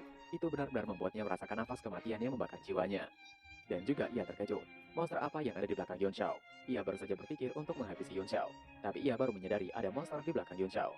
Heng Yuan akhirnya memilih untuk melarikan diri. Spirit Chi memang bagus, tapi lebih bagus jika ia masih hidup. Dengan melesat pergi, Heng Yuan memperingatkan Yun Shao agar menunggu. Jika mereka bertemu kembali, ia akan menghabisi Yun Shao. Kini, roh pohon Kunwu sudah hampir sepenuhnya habis. Dan begitu juga Yun Shao yang mulai terbakar dan tubuhnya mulai menjadi abu secara perlahan. Terus dan terus, akhirnya Yun Shao benar-benar sirna di lahap api Phoenix. Di sisi lain pohon, keributan terjadi. Clan Razorface berhamburan keluar. Mereka mencari tahu apa yang sebenarnya terjadi. Mereka saling bertanya, siapa yang berani memprovokasi Clan Razorface? Mereka berbondong-bondong untuk mencarinya. Sejumlah besar Clan Razorface mengarah ke tempat Duan Yue yang lainnya. Meskipun mereka bertiga adalah Martial Grandmaster, mereka bosan dengan membunuh yang lemah. Belum lagi ada beberapa Martial Emperor di antara musuh, yang semuanya dihabisi oleh mereka juga. Di luar rongga pohon Kunwu, Dalei berlutut di lantai dengan tatapan cemas dan mengatakan dengan suara nyaring. Ia melaporkan pada seseorang yang bernama Wei Xi. Wei Xi adalah klan laut lain. Dia adalah dari klan Mantare. Dale mengatakan bahwa ada klan asing telah menyusup ke pohon Kunwu dan menghabisi banyak orang. Bahkan kepala klan, dirinya, dan Dameng mati di tangan orang-orang itu. Ia harap Weixi dapat membantu. Suara dengusan terdengar dingin dan menghina. Weixi mengatakan, apa bedanya baginya ketika orang-orang Razorface itu terbunuh? Kesepakatan mereka adalah ia membantu mereka merebut pohon Kunwu, dan klan Razorface membantunya berkultivasi dan merobos. Sejak kapan ia menjadi pembantu? Dengan bersujud, Dale mengatakan tidak berani. Ia tampak ketakutan. Ia mengatakan dengan suara gemetar, pohon Kunwu telah rusak parah oleh orang-orang itu. Jika mereka tidak menyingkirkannya, dan sebaliknya, jika membiarkan mereka melakukan apa yang mereka inginkan, maka Weixi tidak akan bisa berkultivasi lagi di pohon Kunwu. Weixi juga mengumpat kesal. Ternyata itu adalah alasan mengapa Spirici telah menghilang. Weixi melirik ke arah Duan Yue dan yang lainnya merengus. Klan Razorface benar-benar tidak berguna, bahkan tidak bisa menyingkirkan orang yang hanya seorang martial grandmaster. Ia akan membantu untuk menyingkirkan mereka. Dengan gembira, Dale buru-buru bersujud dan bangkit. Ia berterima kasih. Ia yakin para penyusup akan dihancurkan dalam sekejap di bawah kekuatan Weixi. Weixi meminta untuk tidak perlu menyanjungnya. Ia meneruskan, ia tidak bisa melakukannya tanpa alasan. Ia sedang berkultivasi ke titik kritis sekarang. Ketika Spirici terputus, yang membuatnya tidak senang. Bagaimana klan Razorface akan memberinya kompensasi? Dale tidak bisa mengatakan apapun. Tiba-tiba sesuatu menembus dada Dale. Itu adalah ekor milik Weixi. Ia akan menggunakan Dale dan menyerap kultivasinya. Ia akan menyedot esensi Dale sebagai imbalan. Weixi menarik Dale dan segera menyerapnya. Dengan perlahan, tubuh Dale mengering. Berpindah pada Duan Yue dan yang lainnya. Setelah menghabiskan sekelompok klan Razorface, Duan Yue dan Tiefan menjadi semakin kelelahan. Penampilan kepala klan menjadi tua lagi, dan ia terengah-engah. Ia mengatakan pada Tiefan dan juga Duan Yue, ia meminta untuk mereka mundur bersama dengan yang lainnya. Ia akan menunggu Lord Herald. Yang dimaksud adalah Yun Shao. Duan Yue kesal. Kemana perginya Yun Shao? Tidak bisa diandalkan pada saat kritis. Tiba-tiba suara Tieling mengatakan jika Holy Herald tidak akan pernah mati. Itu adalah Tiefei dan juga Tieling. Kepala klan terkejut. Ia merasakan sesuatu dari putrinya. Tieling dengan bangga mengatakan jika ia telah merobos menjadi seorang si refiner tingkat 3. Kepala klan tersentak dan matanya melebar. Ia tidak bisa mempercayainya. Ia memuji Tieling dengan bangga. Tiefan juga mengatakan dengan bangga bahwa Tiefei dan Tieling telah menjadi seorang martial grandmaster bintang 9 puncak. Mendengar itu membuat kepala klan bersyukur. Surga memberkati klan Fireface. Holy Herald memang dikirim oleh surga untuk membantu mereka. Tapi Duan Yue mengerutkan keningnya mengatakan dengan sedih. Karena telah mencapai martial grandmaster bintang 9 puncak, mengapa tidak melanjutkan berkultivasi? Bukankah mereka tahu setidaknya membutuhkan 1 dekade untuk merobos karena martial emperor? Itu mengejutkan kepala klan. Ia segera memberitakan Tieling dan Tiefei untuk berkultivasi lagi. Tapi Tieling mengatakan, untuk beberapa alasan tidak ada lagi Spirici yang tersisa. Bahkan array yang dibuat oleh Holy Herald tidak bisa menyerap apapun. Mendengar itu membuat semua orang terkejut. Mereka bingung bagaimana bisa itu terjadi. Duan Yue dengan tatapan khawatir mengatakan, mungkinkah ada hubungannya dengan orang itu? Tiba-tiba ada suara menggelegar terdengar. Siapa orang yang dimaksud Duan Yue? Suara menggelegar terdengar. Kedengarannya dari jarak jauh. Tapi sebenarnya datang di sebelah mereka hanya dalam sekejap. Itu adalah Weixi, yang kini tengah melayang di atas mereka. Weixi menanyakan, pohon Kunwu telah kehilangan semua Spirici. Apakah mereka yang melakukannya? Energi yang dipancarkan oleh Weixi benar-benar luar biasa kuat, membuat Duan Yue dan yang lainnya seolah susah untuk mempertahankan tubuh mereka tetap berdiri. Melihat Weixi, kepala klan Fireface berteriak, apakah orang itu adalah Weixi yang asli? Weixi adalah satu-satunya orang yang berada di Martial Emperor di daerah terdekat. Duan Yue bingung siapa orang itu. Yang terlihat seperti ikan pari. Ia juga terkejut mendengar basis kultivasinya. Kepala klan menanyakan alasan kedatangan dari Weixi. Namun Weixi tidak menjawab pertanyaan itu, dan mengajukan pertanyaan lain. Alasan dari menghilangnya Chi Spirit. Jika tidak menjawab, ia akan menghabisi mereka semua. Duan Yue gemetar hebat, karena adanya seorang Martial Emperor bintang puncak. Bahkan di masa jayanya dulu, ia tidak akan berani bermacam-macam dengan seorang sekuat itu. Tidak mendapatkan jawaban dari Weixi, kepala klan menyadari. Ia paham, tidak heran Weixi membela klan Razorface saat mereka pertama kali merebut pohon Kunwu dari klan Fireface. Kepala klan menanyakan, apakah mereka beraliansi? Kepala klan masih dengan waspada dan melindungi putrinya. Weixi mencibir, hanya klan kuatlah yang pantas menepati pohon Kunwu. Klan Fireface telah menepati pohon Kunwu selama bertahun-tahun, tapi hanya memakan daunnya. Sedangkan klan Razorface, yang baru beberapa tahun menepati pohon Kunwu, telah naik beberapa tingkat. Dan dengan itu juga, ia menerima banyak keuntungan. Apakah kepala klan Fireface tidak malu mendengar itu? Sekali lagi, Weixi meminta untuk kepala klan membalikan Chi spiritual. Jika tidak, ia akan menghabisi mereka semua. Tidak hanya menghabisi yang ada di sana, ia juga akan menghabisi seluruh klan Fireface. Wajah Weixi menjadi ganas. Selama periode ini, manfaat yang diperoleh dari pohon Kunwu sangat luar biasa. Tapi sekarang mereka dihancurkan oleh cacing rendahan di hadapannya. Bagaimana ia tidak marah akan hal itu? Dengan kesal, kepala klan mengatakan, ia juga tidak tahu alasan mengapa spiritual Chi menghilang. Jika Weixi ingin menghabisinya, maka ia saja dan lepaskan yang lainnya.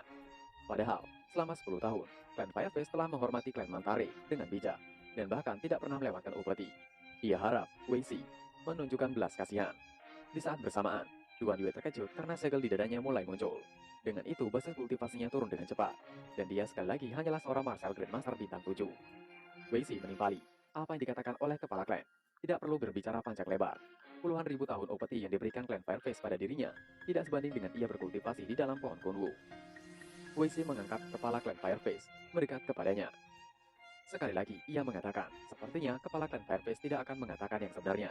Jika begitu, ia akan menjadikan kepala klan Fireface target pertama. Tieling dan yang lainnya terkejut takut melihat kepala klan ditarik oleh kekuatan Wei Si. Sedangkan Duan Yue benar-benar menyusut menjadi kecil, dan basis kultivasinya menghilang. Tieling ingin mencoba untuk membantu ayahnya, namun dihentikan oleh kepala klan sendiri. Ia mengatakan untuk tidak bergerak. Mereka bukanlah tandingan dari Wei Si. Kepala klan yang telah berada di dekat di hadapan Wei Si terlihat gemetar menahan sakit. Wei Si mengatakan untuk terakhir kalinya. Untuk kepala klan mengatakan yang sebenarnya. Jika tidak, ia akan menjadikan kepala klan sebagai suplemennya. Namun sekali lagi, kepala klan tidak mengatakannya. Tiba-tiba terdengar suara yang mengatakan untuk melepaskan kepala klan. Ia akan memberitahukannya alasan mengapa Chi Spirit menghilang. Ekspresi semua orang terkejut dan berubah, tetapi semua orang menunjukkan sedikit kegembiraan. Wei Si menoleh ke kanan dan ke kiri untuk mencari sumber suara itu. Ekspresi Wei Si berubah drastis, bahkan dengan basis kultivasinya, ia tidak menemukan orang itu, dan dia tidak tahu dari mana asal suara itu. Suara itu kembali muncul mengatakan, tidak masalah siapa dirinya, bukankah Wei Si ingin tahu di mana Spirit Chi bukan? Maka dari itu, ia akan memberikannya. Sebaiknya mereka melihat, apakah Wei Si bisa mengambilnya atau tidak. Tiba-tiba, nyala api besar muncul entah dari mana, berputar seperti tornado lurus menyelimuti semua orang. Dan juga setelah pilar-pilar api itu muncul, kini berubah menjadi seperti penjara yang mengurungnya. Wei Si menarik nafas dalam-dalam. Ia bergumam, api itu mengandung energi yang tidak bisa ia lawan dan tahan. Ia bingung, sebenarnya api apa itu? Dalam kemarahan Wei Si berteriak, beraninya mempermainkan dirinya. Wei Si segera melempar kepala klan dan melindungi dirinya dengan lapisan energi. Saat ia melesat seperti meriam, mencoba untuk keluar dari dalam penjara api. Sedangkan kepala klan terlihat tengah terbaring di akar pohon Kunwu, yang mana Duan Yue dan juga Tieling mencoba untuk membantunya. Sedangkan Wei Si tengah menerobos penjara api dengan kuat.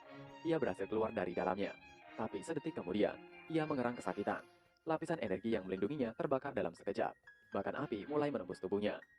Api kecil kemudian membesar dan mulai membakar seluruh tubuhnya. Ia berteriak sekeras-kerasnya mengatakan, itu mustahil, itu sangat tidak masuk akal.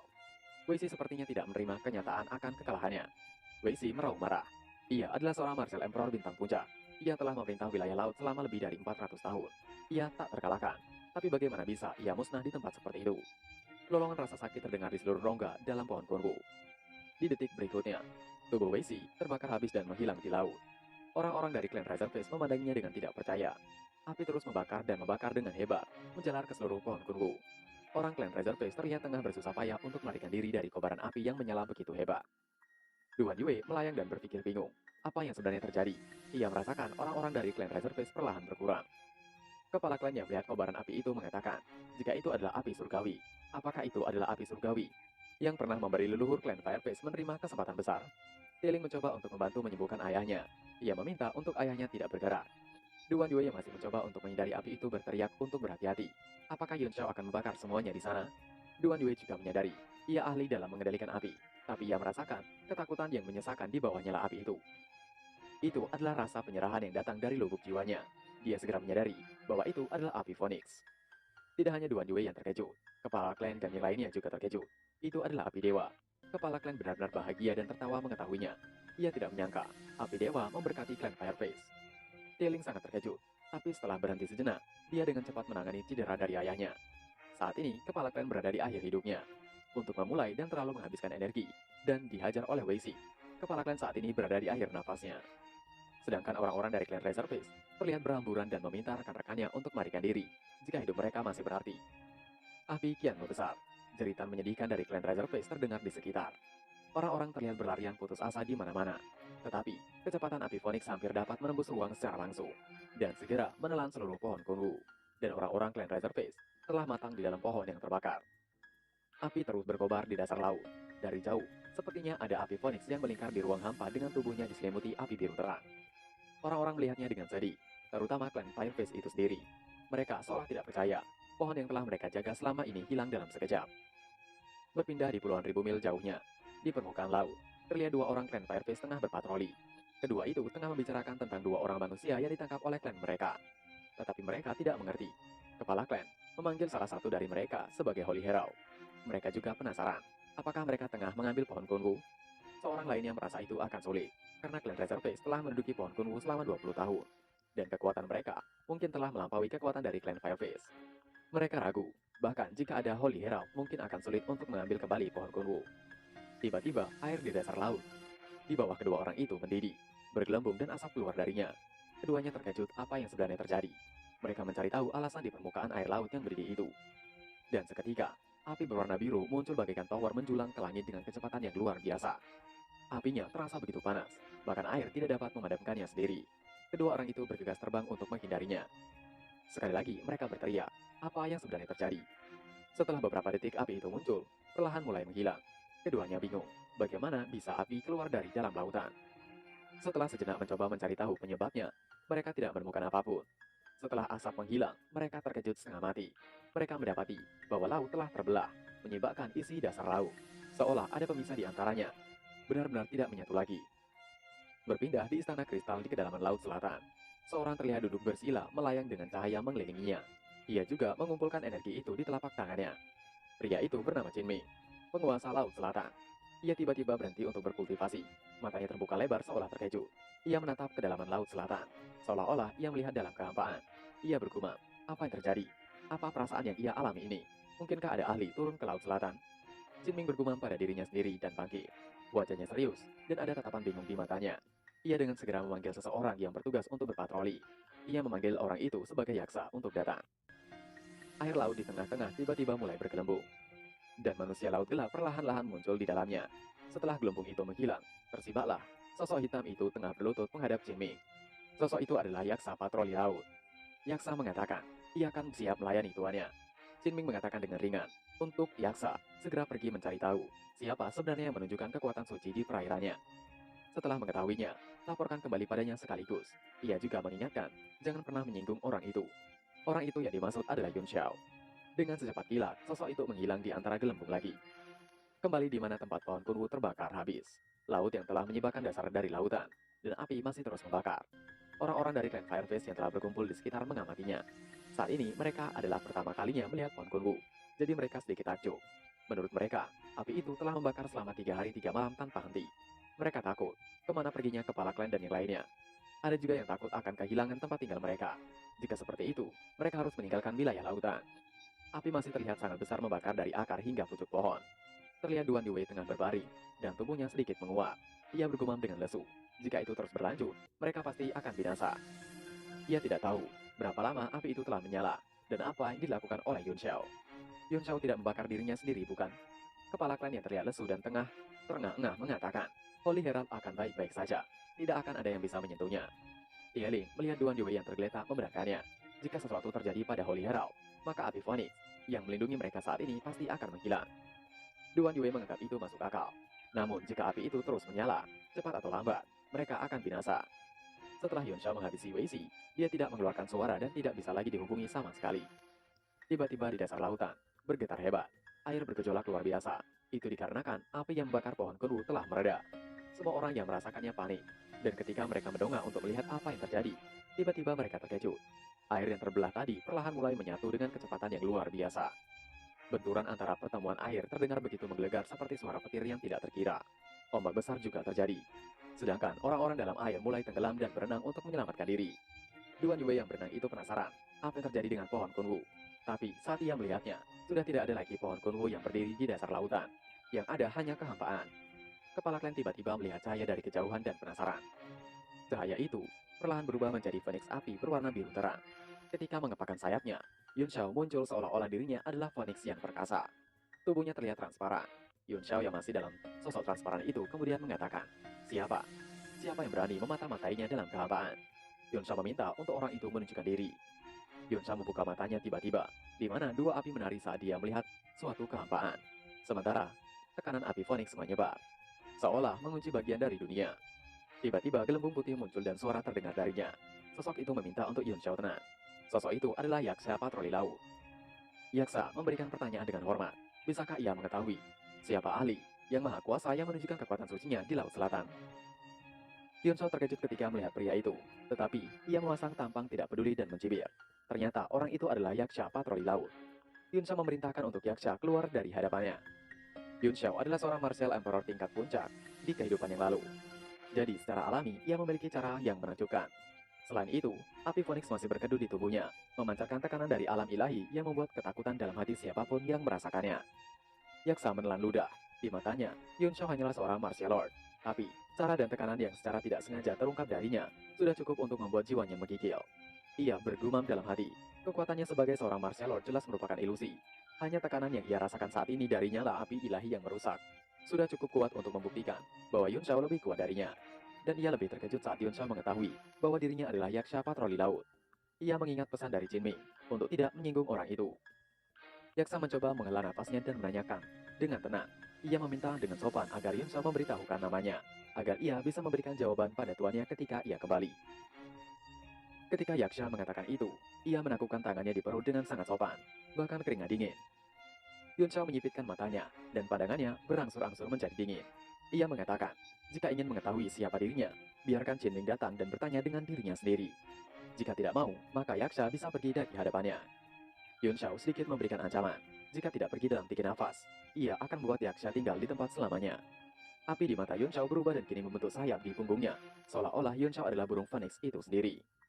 Tiba-tiba ada getaran dalam jiwa Yaksha patroli laut. Saat ia melihat api mulai menyebar, akan menangkapnya. Karena tidak memiliki rute untuk pergi, Yaksha menghancurkan dasar laut. Sebenarnya adalah ruangan nampak. Ia akan melangkah ke dalamnya. Ia bergumam, para ahli yang perkasa semuanya adalah karakter eksentrik, dan sangat umum bagi mereka untuk menghabisi seseorang dengan ketidaksenangan sekecil apapun. Jika ia menyinggung Yun Shao dan dihabisi, Si King atau Jin Ming tidak akan membalaskannya. Melihat apa yang dilakukan Yaksha membuat Yun Shao terkejut. Yaksha telah membuat celah untuk pergi. Yaksha segera melarikan diri ke dalam celah dan meminta untuk Yun Shao tenang. Ia akan melaporkan kembali pada Si King. Begitu Yaksha menghilang, celah dalam kehampaan menutup dan menghilang, seolah-olah tidak pernah muncul sebelumnya. Untuk sesaat, Yun Shao terdiam menatap celah pelarian Yaksha. Dan ketika ia merasakan lega dan dia sudah keringat dingin, dia tidak menyangka membantu pohon kunru untuk dilahirkan kembali akan menyebabkan kegemparan seperti itu. Yang bahkan memperingatkan orang itu di Istana Kristal Laut Selatan. Untungnya, api Phoenix belum kembali ke jiwanya dan masih berdenyut. Dan aura yang dipancarkan sebenarnya adalah alam 10 dunia yang terkandung dalam api Phoenix. Jika tidak, dia tidak akan bisa menakuti Yaksha. Ia dengan cepat menenangkan jiwanya dan membuat api ilahi kembali ke dalam jiwanya, yang secara bertahap tenang. Ia meregangkan tubuhnya seolah-olah semua persendiannya kaku. Tapi tiba-tiba, retakan muncul di seluruh tubuhnya yang mengkilap. Kulitnya mulai pecah. Yun Shao memasang ekspresi terkejut luar biasa. Kini, suara retakan menjadi suara ledakan. Anehnya, setelah itu, Yun Shao bersikap tenang dan malah tersenyum. Ia menggerakkan lengan tangannya, seolah masker kering yang menyelimuti tubuhnya mulai retak dan mengelupas. Dari sela-sela retakan muncul warna merah terang.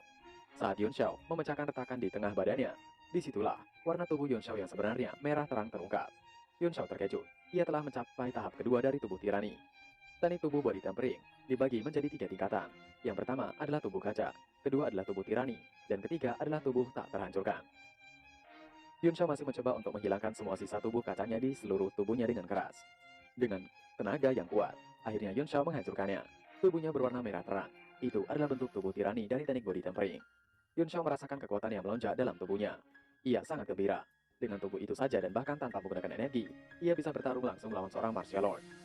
Selain itu, setelah menyerap sejumlah spirit chi pohon kunwu dan dibakar oleh api Phoenix, Yun Shao menjadi seorang martial lord bintang 1. Yun Shao tertawa bahagia. Ia adalah seorang martial lord. Akhirnya ia kembali sedikit demi sedikit. Yun Shao berkata pada dirinya sendiri dengan gembira. Tiba-tiba ia tersadar saat mengangkat matanya melihat beberapa orang memandanginya. Itu adalah Duan Yue. Yun Shao mengatakan, apa yang terjadi pada Duan Yue? Mengapa terlihat seperti telah dipanggang? Ia terkejut ketika melihat beberapa orang, semuanya berwarna merah dan hitam di atas hingga bawah, selain mata mereka saja yang berwarna putih bersih. Semua orang menatap Yun Shao dengan mata pahit, sedangkan Duan Yue berkata dengan marah, itu semua adalah ulah Yun Shao. Kepala klan yang setengah tidak berdaya itu bangkit dan memanggil Yun Shao. Ia penasaran, apakah orang tadi adalah Yaksha patroli laut? Yun Shao dengan acuh menanyakan, mengapa dengan itu? Ia membenarkannya, orang tadi adalah Yaksha patroli laut. Mendengar itu, membuat kepala klan dan yang lainnya terkejut. Mereka gemetar ketakutan. Dengan suara gemetar, kepala klan mengatakan, rumor mengatakan bahwa Yaksha patroli laut adalah ahli dari 9 surga. Terlebih lagi, klan Yaksha adalah eksistensi kedua setelah klan kekaisaran di 4 lautan. Dan mereka adalah eksistensi kelas S. Tapi Yaksha telah takut pada Yun Shao. Duan Yue terkejut mendengar basis kultivasi Yaksa adalah seorang martial emperor. Ia ketakutan dan berteriak. Tidak heran dia bisa merobek ruang hampa dan melakukan perjalanan di dalamnya. Ia tidak percaya Yun Shao begitu berani menakuti seorang martial emperor dengan api Phoenix. Jika ia tidak melihatnya dengan mata kepalanya sendiri, ia tidak akan pernah percaya. Meskipun dia terkejut, dia dengan cepat menemukan alasannya. Ia merasa itu pasti karena api Phoenix yang menakuti seorang martial emperor. Jika tidak dengan basis kultivasi Yun Shao saat ini, dia tidak akan pernah bisa menahan satu jari pun dari Yaksha itu. Dan kini, Duan Yue dibuat terkejut lagi oleh Yun Shao. Ia tidak percaya Yun Shao menjadi seorang martial lord. Memikirkan itu, pupil mata Duan Yue seakan ingin melompat dari tempatnya. Yun Shao yang melihat Duan Yue seperti itu mengatakan, apakah ada yang aneh ketika ia menjadi seorang martial lord? Dengan tergagap Duan Yue terus memanggil nama Yun Shao. Ia tidak percaya Yun Shao sekarang telah menjadi seorang martial lord. Duan Yue terus mengupat kesal. Ia tidak tahu saat ini, apakah ia tengah bermimpi? Ia terus mengitari tubuh Yun Shao dan memeriksanya, seolah ia masih tidak percaya dengan kenyataannya. Ia meminta untuk Yun Shao memanggilnya agar tersadar dari mimpi. Yun Shao tanpa ampun melemparkan bogem di wajah Duan Yue.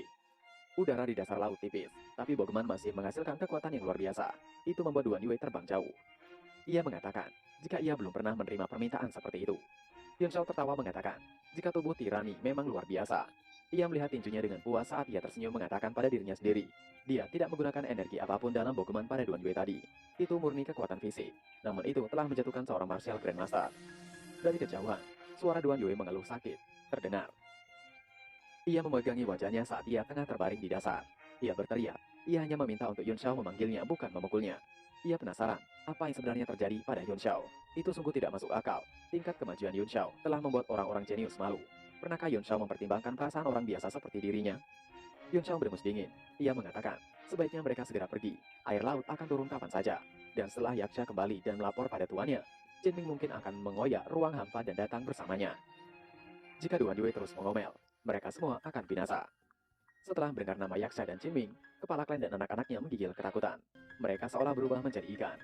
Hancurnya air laut sangat mengerikan, tapi mereka percaya bahwa mereka masih bisa menahannya. Namun hanya memikirkan Yaksha dan Jin Ming sudah cukup untuk mengeluarkan kekuatan dari kaki mereka. Itu adalah pencegah tingkat jiwa yang disebabkan oleh sepresi hierarki selama bertahun-tahun yang tak terhitung jumlahnya. Yun Shao dan yang lainnya bergegas pergi meninggalkan Duan Yue. Tentu saja Duan Yue terkejut dan berteriak untuk tidak meninggalkannya. Tiba-tiba, getaran terjadi di dasar laut. Dasar laut mulai terangkat. Itu mengejutkan Yun Shao.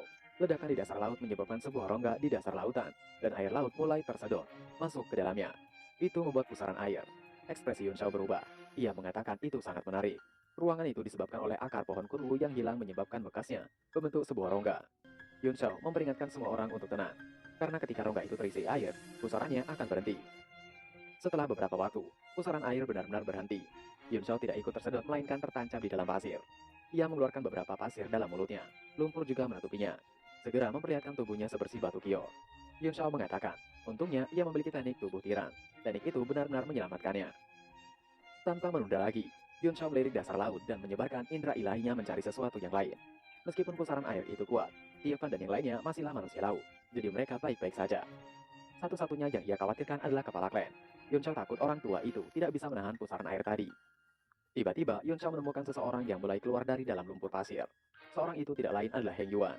Dia berjuang untuk melarikan diri dari sana dan terengah-engah, sambil mengingat tentang apa yang terjadi. Ia mericik kesal. Ia merasa telah ditipu oleh Yun Shao. Saat tengah asik melarikan diri, tiba-tiba Yun Shao menggunakan pedang Tiger Tooth telah melompat dengan tinggi, tepat berada di belakang Heng Yuan, yang tengah berlari. Heng Yuan mengupat kesal. Ia mengetuk seluruh tubuhnya saat ia menghindari serangan Yun Shao. Bukannya menyerah, Yun Shao masih mengejar. Yun Shao terus mengejar dan merebaskan pedangnya pada Heng Yuan. Heng Yuan mengatakan, untuk Yun Shao tidak bertindak sembrono. Dirinya adalah seorang martial emperor bintang 2, dan ia bisa menghabisi Yun Shao kapanpun seperti hewan. Ia memperingatkan Yun Shao untuk pergi jika masih memiliki akal. Saat ini, energi Heng Yuan telah terkuras habis, dan tubuhnya terluka parah. Dia ketakutan oleh api Phoenix milik Yun Shao, jadi ia hanya berpikir untuk melarikan diri dari Yun Shao. Dengan terus menghindari serangan-serangan Yun Shao, Heng Yuan mengatakan, jangan Yun Shao pikir ia takut karena ia terluka. Ada celah antara 3 tingkat perbedaan kultivasi mereka. Dia terus membuat peringatan untuk Yun Shao, hanya untuk menemukan bahwa Yun Shao mengabaikannya. Tetapi, Yun Shao terus menyerangnya, dan gerakannya semakin ganas. Heng Yuan benar-benar terdiam saat ia menghindari serangan Yun Shao. Ia menggeram, apakah Yun Shao tidak waras? Kultivasinya lebih tinggi daripada Yun Shao, dan juga ia lebih kuat darinya. Jadi mengapa Yun Shao masih terus mengejarnya dan menyerangnya? Apakah Yun Shao tidak tahu perbedaan antara Great Martial Master dan seorang Martial Emperor? Tapi tiba-tiba, ia melihat Yun Shao dan menyadari, Yun Shao sekarang adalah seorang Martial Lord. Ia terkejut. Bagaimana mungkin? 2 hari yang lalu, Yun Shao hanya berada di Great Martial Master, dan sekarang telah menjadi Martial Lord. Ia seakan tidak bisa mempercayainya. Heng Yuan sangat terkejut, sehingga reaksinya setengah berdetak lamban. Dan itu menyebabkan dia terkena serangan Yun Xiao. Rasa sakitnya yang tajam membuatnya tersedar kembali. Dan meskipun marah, tidak ada yang bisa ia lakukan selain mencoba untuk pergi. Heng Yuan mengutuk Yun Xiao dan mengatai dengan kata-kata yang tidak pantas. Ia segera melangkahkan kakinya dan mempercepatnya untuk menjauh dari Yun Xiao. Namun Yun Xiao yang melihatnya mencibir. Apakah Heng Yuan mencoba untuk melarikan diri darinya? Apakah Heng Yuan takut? Bukankah Heng Yuan berada 3 tingkat lebih tinggi darinya dalam hal kultivasi? Heng Yuan sangat marah hingga hampir memuntahkan cairan merah. Rasa marah dan rasa malu memenuhi hatinya. Saat Yun Xiao bersiap dengan ancang-ancangnya untuk melesat mengejar Heng Yuan yang sedikit menjauh, tiba-tiba suara Tieling menyadarkan dari konsentrasinya. Tieling memanggil Yun Xiao dengan panik. Yun Xiao menoleh untuk melihat ke arah Tieling. Tieling meminta untuk Yun Xiao melihat ayahnya. Kepala klan meminta untuk Tieling tidak khawatir dan tidak merepotkan Holy Herald lagi. Yun Xiao melirik ke arah perginya Heng Yuan. Dengan samar terdengar suara Heng Yuan yang tertawa. Karena ia telah melihat dengan jelas wajah Yun Xiao, ia akan memastikan akan menyapa Yun Xiao dengan baik di kota Qinghai. Yun Xiao yang melihatnya bergumam. Ia khawatir, ketika dia kembali ke Qinghai, dia tidak akan memiliki kekuatan untuk menghadapi Heng Yuan. Setelahnya, Yun Xiao kembali pada kelompoknya. Wajah Tieling dan yang lainnya sudah berinang air mata. Sementara kepala klan terlihat keriput terbaring lemah tidak berdaya. Dan tampak lebih tua puluhan tahun dari sebelumnya. Kepala klan berada di ujung nafasnya saat ini. Tieling memegang tangan Yun Xiao dengan tangis. Ia mengatakan, jika Yun Xiao adalah Holy Herald yang dikirim oleh surga, seharusnya Yun Xiao memiliki cara untuk menyelamatkan ayahnya. Namun Yun Xiao tidak bereaksi apapun, dan tidak mengatakan apapun. Ia menatap tajam ke arah Tieling dengan wajah datar, seolah-olah tidak berperasaan. Begitu juga dengan Tie Fan, memohon untuk membantunya sekali lagi. Duan Yue yang ada di belakang Yun Xiao masih tetap berdiri memandang tanpa bereaksi. Yun Xiao masih tidak menjawab dan ia hanya perlahan mengeluarkan baju penggantinya dari dalam cincin penyimpanan. Sebuah cahaya keluar dari dalam cincin dan membesar. Yun Xiao langsung mengenakan pakaiannya. Ia menghela nafas mengatakan bahwa Dao Surgawi beroperasi dengan prinsip-prinsip yang konsisten. Waktu kepala klan benar-benar telah tiba. Jika mereka dapat menemukan pohon kunwu lainnya, mungkin ia dapat menyelamatkan hidupnya. Selalu ada kesedihan dan kematian dalam hidup. Dia tidak ingin berbohong kepada Tieling, jadi dia mengatakan yang sebenarnya. Tieling langsung putus asa dan hatinya menjadi dingin. Bahkan seluruh Laut Selatan tidak mungkin memiliki pohon ilahi kunwu kedua, apalagi perairan di dekatnya. Menggigit bibirnya, ia tertegun mendengar apa yang dikatakan oleh Yun Xiao, seakan tidak bisa mempercayainya. Tiba-tiba sebuah tangan besar menyentuh pundak Tieling, dan suara terdengar menegur Tieling yang tengah menangis. Itu adalah suara dari kepala klan. Kepala klan mencoba untuk menghibur anaknya dengan mengatakan bahwa semua orang harus mati, dan ia telah hidup cukup lama. Tieling semakin menangis dan semakin menjadi. Tubuhnya gemetar karena menahan kesedihan yang luar biasa. Ia bahkan menyalahkan dirinya yang lemah, tidak mampu berbuat apapun. Seketika ia berbalik memeluk ayahnya dengan perasaan yang tidak bisa terbayangkan. Bagaimana tidak, ia mengetahui bahwa orang yang ia kagumi, orang yang paling dicintai di dunia ini, yang telah menjaganya cukup lama akan meninggalkan dirinya untuk selamanya. Kepala klan tersenyum tipis dan berkata dengan suara lemah, ia tidak layak bagi klan Fireface selama ribuan tahun sebagai kepala klan. Bukan saja ia tidak melakukan sesuatu yang hebat untuk klan Fireface, tapi ia hampir membuatnya hancur. Jika surga tidak mengirim Lord Holy Herald, bahkan kematian hampir tidak bisa membebaskannya dari kesalahan. Tie Fei dan juga Tie Fan datang dengan terisak tangis. Mereka mengatakan bahwa kepala klan adalah kepala klan terbaik. Mereka masih tidak merelakan kepala klan untuk pergi. Menurut mereka, klan Fireface masih membutuhkan kepala klan untuk membimbing mereka. Namun apa yang bisa dikatakan ketika ajal telah menjemput? Tidak ada yang bisa untuk dilakukan, dan hanya bisa menerima takdir. Sedangkan Yun Xiao dan Duan Yue memandangi mereka tanpa bisa mengatakan apapun. Perpisahan memang menakutkan, namun tidak ada yang bisa mengubah takdir. Bagaimanapun caranya, kepala klan tiba-tiba terbatuk dan berlutut, karena sudah tidak sanggup menopang tubuhnya lagi. Ia mengatakan pada 3 anaknya, ia sangat bahagia melihat mereka telah tumbuh hingga titik ini. Ia sekarang secara resmi menunjuk Tie Fan sebagai kepala klan Fireface berikutnya. Ia berharap kedua saudaranya mendukung Tie Fan dengan penuh hati dan sekuat tenaga. Mendengar itu, Tie Fan seolah menolaknya. Menurutnya, ia tidak bisa menerima posisi itu. Ia menolaknya dengan tegas. Posisi itu harus diambil oleh Tieling. Dia adalah seorang Sea Refiner tingkat 3, dan prestasinya jauh di atasnya. Namun Tieling memarahi Tie Fan. Itu adalah permintaan terakhir dari ayah mereka. Jadi ia tidak ingin Tie Fan menolaknya. Tieling masih dengan tangis mengatakan, apakah Tie Fan ingin ayahnya pergi dengan penyesalan abadi? Begitu juga dengan Tie Fei. Ia meyakinkan Tie Fan bahwa itu adalah permintaan terakhir dari pemimpin klan. Jadi Tie Fan tidak boleh menolaknya. Mendengar itu, Tie Fan tidak bisa berkata-kata lagi dan dia menatap kepala klan dengan air mata yang masih berlinang di pipinya. Setelahnya, ia tidak memiliki penolakan dan segera berlutut menerima mandat itu. Ia mengatakan, ia mengerti. Ia dan saudaranya akan melakukan yang terbaik untuk membuat klan Fireface berjaya dan kuat. Tiefan mengatakan dengan penuh keyakinan, seolah ia telah bersumpah. Kepala klan yang melihat Tieling memeluknya, ia mengatakan, saat ini Tieling adalah apinya Tiefan. Ia ingin Tieling mendukung Tiefan dengan sungguh-sungguh. Tieling meyakinkan ayahnya bahwa ia dan saudaranya akan melakukan yang terbaik untuk klan Fireface. Tieling menjawab mandat kepala klan masih dengan air mata berlinang. Kepala klan mengulurkan tangannya dengan susah payah untuk meraih Yun Xiao. Namun Yun Xiao tampak jauh. Jadi ia hanya menunjuknya. Kepala klan berterima kasih. Ia meminta tolong pada Yun Xiao sekali lagi. Setelah ia tiada, ia menyerahkan pengawasan klan Fireface kepada Yun Xiao. Yun Xiao belum memberikan jawaban dan mendekat ke arah kepala klan.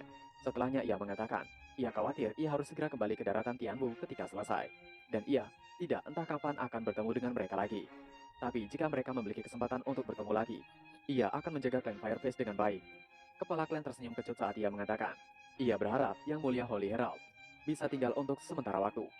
Tiefan dan yang lainnya masih muda, dan jika Yang Mulia bisa membimbing mereka, mereka pasti akan membuat lebih sedikit kesalahan.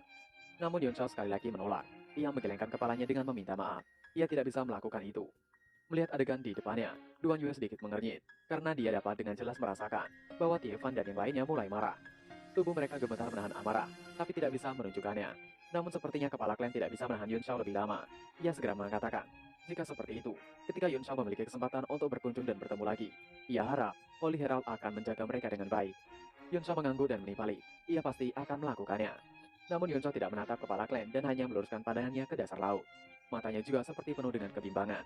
Bagaimana bisa ia harus tetap tinggal di lautan, sedangkan ia ada seseorang yang harus diselamatkan di rumahnya. Namun Yun Xiao harus bisa memilih. Kepala klan seakan lega mendengarnya. Ia menghela napas lega lalu menoleh ke arah Tieling dan yang lainnya.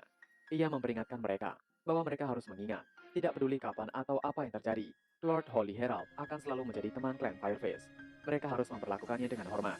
Dia juga merasakan ketidakpuasan beberapa orang dengan Yun Xiao, dan ia khawatir mereka akan memiliki konflik nanti.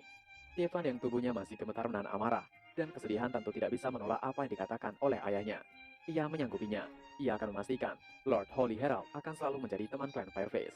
Sedangkan TFA tidak bisa mengatakan apapun dan hanya mengusap air matanya yang tidak bisa berhenti mengalir. Bagaimana tidak, dunia mereka seakan hancur. Tidak ada sandaran bagi mereka dan mulai saat itu, mereka harus berdiri sendiri menghadapi kejamnya lautan. Senyum tipis muncul di wajah kepala klan, dan pupil matanya akhirnya mulai membesar. Seorang pria laut yang telah hidup selama ratusan tahun, kaisar bela diri dan kepala klan, akhirnya menyelesaikan hidupnya dan meninggal dengan damai. Tubuh kepala klan mulai sirna secara bertahap. Ketiga anaknya hanya bisa menatap dengan tangis ketika itu terjadi. Selama itu, mereka tidak mengatakan apapun dan seolah mereka memberikan penghormatan terakhir kepada kepala klan mereka. Dan akhirnya, tubuh kepala klan benar-benar menghilang menyatu dengan air lautan. Yun Xiao menghela nafas dengan emosi yang campur aduk di dalam hatinya. Dia tidak menyangka api True Phoenix menjadi begitu kuat sehingga telah mengubah garis keturunan seluruh klan selama lebih dari 10.000 tahun. Pada saat itu, Tiefan dan yang lainnya perlahan berhenti menangis dan berdiri. Yun Xiao tiba-tiba memecah kesunyian dengan mengatakan kepada Tiefan dan yang lainnya, urusannya telah selesai, ia akan kembali segera. Ada jejak kebencian di mata Tiefan saat dia berkata dengan kesal, jangan pikir bahwa hanya karena Yun Xiao adalah Holy Herald, Yun Xiao berada di atas klan Fireface. Tiefan menanyakan alasan Yun Xiao, mengapa tidak setuju dengan kepala klan ketika dia meminta untuk tinggal. Yun Xiao bisa saja berbohong dan membuatnya meninggal dengan tenang. Yun Xiao menyipitkan matanya dan mengatakan bahwa masa depan klan Fireface ada di tangan Tiefan dan yang lainnya sendiri. Apakah Tiefan ingin mempercayakan masa depan klan Fireface kepada orang luar? Perkataan Yun Xiao membuat Tiefan berdiri terdiam. Sambil mengerutkan keningnya ia mengatakan, Yun Xiao adalah Holy Herald, jadi secara alami ia akan mempercayainya. Yun Xiao berengus dingin saat mengatakan, karena mereka mempercayainya, tentu saja ia tidak bisa membohongi mereka, termasuk kepala klan lama mereka. Tiefan dan Tieling tidak bisa bereaksi dengan kata-kata Yun Xiao. Setelahnya, Tieling memanggil Yun Xiao. Ia menatapnya dengan penuh harap, mengatakan dengan malu-malu, bahwa ia ingin belajar menjadi seorang refiner dari Yun Xiao. Yun Xiao tersenyum mengatakan, Tieling menerima hadiah darinya. Yun Xiao berhenti sejenak ketika melanjutkan. Saat ini adalah hari berkabung atas kematian ayahnya, dan juga Tieling adalah ketua baru dari klan Fireface. Ada banyak hal yang harus Tieling tangani. Ketika klan Fireface menetap dan stabil, Tieling bisa datang ke kota Martial Flame untuk menemuinya kapan saja. Ia akan mengajari Tieling menjadi seorang refiner yang handal. Mata Tieling melebar, dan ia merasa sedikit gugup.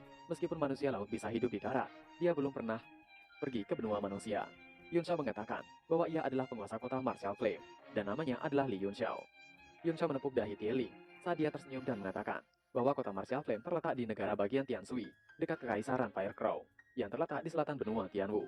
Kapanpun Tieling datang, maka Tieling dapat melihat dirinya di sana. Tieling mengepalkan tinjunya erat-erat dan berkata dengan keras, ketika keadaan menjadi tenang di klan Fireface, ia pasti akan pergi ke kota Martial Flame untuk menemukan Lord Holy Herald.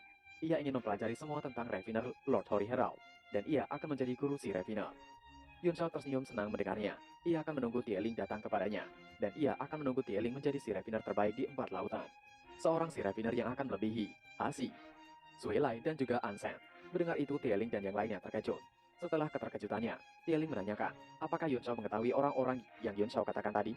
Tiefen dan yang lainnya juga terkejut. 3 nama yang disebutkan Yun Shao adalah si Refiner terbaik di 4 lautan. Mereka dipuja oleh ribuan orang seperti dewa di atas awan, dan status mereka tidak kalah dengan Raja 4 lautan. Dengan berbalik, Yun Shao tertawa ketika mengatakan, 3 orang yang ia sebutkan hanyalah 3 orang tua, dan Tieling sama berbakatnya dengan mereka. Tieling membeku sepenuhnya. Dia tidak pernah bermimpi membandingkan dirinya dengan 3 pria legendaris itu. Kata-kata Yun Shao seperti benih mimpi, terkubur dalam-dalam di hatinya dan menunggu hari berkecambah. Untuk sejenak Yun Shao melihat lautan di sekelilingnya. Ia bergumam dalam hati. Walaupun itu hanya beberapa hari ia berada di dalam lautan, tapi itu adalah pengalaman yang luar biasa. Duan Yue yang melihat Yun Shao menanyakan, apakah Yun Shao yakin akan pergi? Di sana ada banyak harta, mengapa tidak mengambil beberapa? Yun Shao tidak menanggapi ocehan Duan Yue. Yun Shao menoleh ke belakang saat Ye Fan melambai dan memanggil Yun Shao dengan sebutan Holy Herald. Mereka bertiga langsung berlutut memberi penghormatan kepada Yun Shao. Ye Fan mengatakan bahwa ia, Tie Fei, dan Tie Ling, dan seluruh klan Firefist tidak akan pernah melupakan bantuan dari Holy Herald selamanya. Kapanpun Holy Herald mengunjungi klan Firefist, maka lautan akan selalu terbuka untuk Yun Shao. Setelahnya, Tie Fei mengatakan, sejak Yun Shao memutuskan untuk pergi, ia akan secara pribadi memimpin jalan untuk Yun Shao. Lagi pula, laut terlalu besar. Ia khawatir Yun Shao akan tersesat. Yun Shao sedikit mengangguk. Setelah itu, Tie Fei dengan cepat dan hormat memimpin di depan, membawa kedua pria itu ke permukaan ketika mereka datang. Dia menggunakan tali untuk membawa mereka, tapi ketika mereka pergi, dia dengan hormat. Mereka bertiga melesat melintasi laut, dan mereka segera kembali ke permukaan. Akhirnya, bisa melihat langit biru cerah lagi. Tie Fei tahu Yun Shao belum menjadi seorang martial grandmaster, dan tidak bisa melayang di udara. Jadi dia membuat gelembung dengan gerakan mantra dan membuatnya melayang di bawah kaki Yun Shao, yang memungkinkan Yun Shao untuk berdiri kokoh di langit. Tie Fei mengatakan pada Yun Shao dengan sopan, saat ini adalah tempat pertama kali mereka bertemu. Bisakah ia menanyakan, bagaimana Yun Shao akan kembali? Yun Shao melihat sekeliling ke arah laut yang tak terbatas, dan kemudian dia mengistirahatkan matanya di sebuah pulau kecil di kejauhan dan mengatakan, ia akan beristirahat di pulau itu terdahulu. Ia tidak tahu kapan kabut pelangi akan muncul lagi, jadi ia hanya bisa menunggunya sekarang. Itu adalah pulau kecil yang tak berpenghuni, panjang lebarnya sekitar 10 mil. Setelah mendarat di atasnya, Yun Shao meminta Tie Fei untuk kembali. Tie Fei mengangkat tangannya ke atas kepalanya saat ia membungkuk. Ia membungkuk dalam-dalam 3 kali dan berkata dengan penuh terima kasih. Ia meminta untuk Yun Shao dan Duan Yue berhati-hati. Ia berharap mereka akan segera bertemu lagi. Setelah mengatakan itu, dia menutup matanya karena takut dia akan menangis. Kemudian dia berbalik dan terjun kembali ke air, menghilang ke lautan luas.